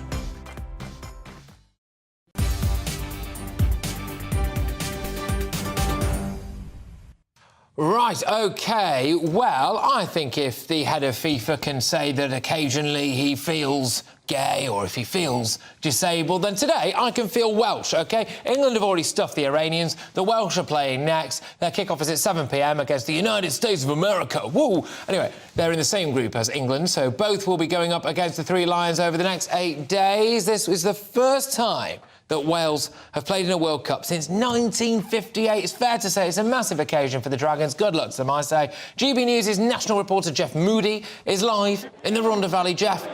Yes, he's there. What's going on? You're in a pub. It's loud here. It's noisy. It's filling up. It's been fairly quiet all day, but now we've just an hour to go until the kick-off for the big match. Things are really beginning to hot up. Let's speak to the landlord of the Lion, Adrian, here in Treorchy. A big night for Wales, this, isn't it? Yeah, it's going to be massive. Like you said just now, it's really filling up now. There were a few in here for the Iran game earlier, supporting Iran, but there'll be more now supporting Wales. So I think it's great, especially this time of year and where it is as well, because there's not many people going over to Qatar, and with it being so close to Christmas as well. So we're really hoping for the pubs to be nice and busy. Well, it's certainly busy tonight, and then of course once this is over, you've got the Christmas rush. So does this kind of go some way to making up for the last couple of years? It does. I mean, it's been a struggle. You know, no one can deny that. But I think the good businesses have got better, and they've really diversified. So yeah, it's managing now the football crowd with the Christmas bookings, trying to merge those two together now. Okay, well let's speak to the football crowd. Let's talk to the lads. Are you all right? I'm very good, thank you. Yes, yourself? So I'm all right. Yeah, good. Now it took Wales 64 years to get here. It did, yeah. Why did it take you so long? Admittedly, it's taken us 64 years, a little bit longer than we would have liked, to be honest. But the most important thing is we're here now, and we're here to compete, not just as tourists. And I'm really looking forward to a good tournament to share with my son as well. So our first World Cup, first legal beer with my son. Really looking forward to a good time. Excellent. And very quickly, sir, in one word, who's going to win? It's got to be Wales. It's got to be Wales. Of course, it's got to be Wales. Come on, Wales. Back now to you, Bodada. Jeff, that was absolute gold. Jeff, thank you very much. Jeff Moody there, and a pub in the Rhondda Valley with the lads. There we go. Right, OK, Bev Turner's here because it's not the usual Jubes and Co today. Bev is filling in. Bev, what you got coming up? I love that. I love the fact that he said to the guys in the pub, "Why is it taking you so long?" As if they like it's their fault. We're going to be talking about similar topics to you, actually, Patrick. We are going to be talking about the Qatar football. We're going to be talking about politics. Should there be clear water between the sport and the ideology that various people want to push forward? We've got David Curtin here and Amy Nickel, who are both fantastic, and they've got very different opinions on these issues, so it should be some good debate. We're also going to be talking about Shamima Begum. She was only 15 when she went. She was a child. What does that mean? And also Meghan and Harry have won an award in America for exposing racism in the royal family. Stop it. So do they deserve that? I will be sitting in for Michelle at 6. Well, I'll tell you what, you've got me gripped, that's for sure, Bev. It's going to be a box office show. And as well, we can't keep you off the telly at the minute, can we? Because you're on at 10 till 12, aren't you, as well? So today I did my show, I went and watched the match, I had a little nap, Patrick, I can't lie, and then I'm back in ready to do this at 6. Oh, good stuff. Well, GB News is a better place for having you on board. Bev Turner there, fantastic stuff. Make sure you tune in because she'll be talking about all the big topics, the most controversial topics, the talking points of the day with you very, very shortly. Thank you very much, everybody who's tuned in. It's been an eclectic mix today. We've done a little bit of football, it's fair to say. Also, of course, we had the Shamima Begum stuff. It's popped off in the inbox, gbviews@gbnews.uk. Well, I'll just finish with a little message. I think Shamima Begum has made her bed. She can lie in it, as long as that bed is abroad. Anyway, there we go. Patrick Christys here. I'll be back again at 3 p.m. tomorrow. Make sure you stay tuned for Bev Turner. Now, though, it's your weather. Hello again, I'm Aidan McGivern from the Met Office. It has been another very wet day for many parts of the UK, and it continues that way through the rest of the afternoon into the evening. Blustery showers where there isn't the more persistent wet weather. All in all, it is unsettled. Low pressure, more than one in fact, is in charge of our weather at the moment, and those areas of low pressure have sent a couple of weather fronts in, and those low weather fronts are, as we begin the evening, bringing the persistent rain to Northern Ireland, southern Scotland, northern England, North Wales and the Midlands. The rain finally relents through the evening and overnight. It turns more showery. There'll be some lively showers for the southwest, South Wales and eventually the English Channel coast, along with a gusty wind. But away from the showers, there will be some clear spells and a touch of frost for Western Scotland, Northern Ireland, into some central areas where there'll also be some fog patches first thing. In fact, it's a fairly gloomy start to the